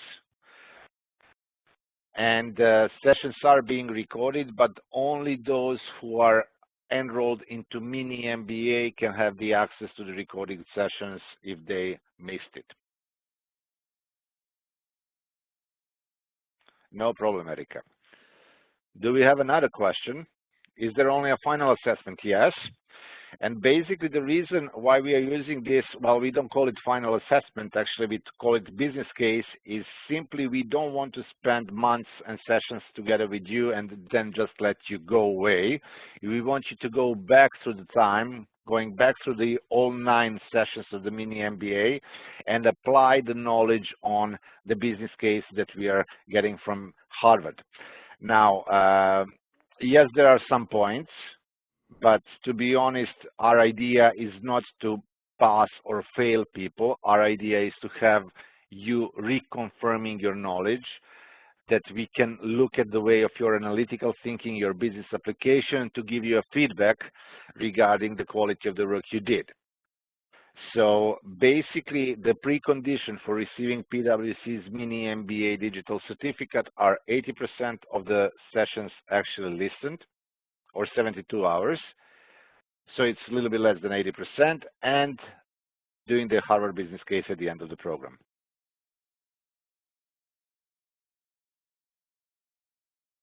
No problem, Emma.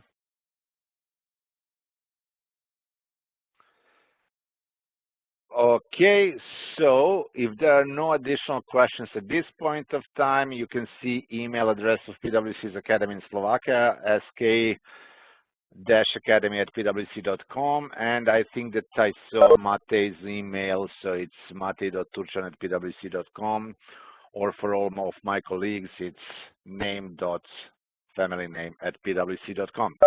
So guys, ďakujem veľmi pekne. Tešilo ma, akože už som dlho o tom nemal akože šancu tak dlho rozprávať úplne sám, akože taký monolog urobiť. Ale dúfam, že sa stretneme. Neviem, ako vyzeráte, ale kedy ma uvidíte alebo stretnete na uličke v Bratislave, zastavte ma a povedzte, že ahoj. And I hope that I see you actually quite soon in, well, not only in interactive environment, but the real life. Okay? Yes, Miro, thank you so much for the really interesting taste of how valuable information you are delivering as the mini MBA program. And of course, thank you all for attending today's meeting. I hope you got a clear picture of what you could gain when you participate in the mini MBA program. And of course, we will send you additional information by mail. And in the case of any question, as Miro said, please contact us in the academy email address or in my personal email address. Thank you very much and have a great day. Thank you guys. Thank you, Matej. Thanks to Katarina and Matej, my colleagues in Slovakia, and see you soon. Enjoy. Bye.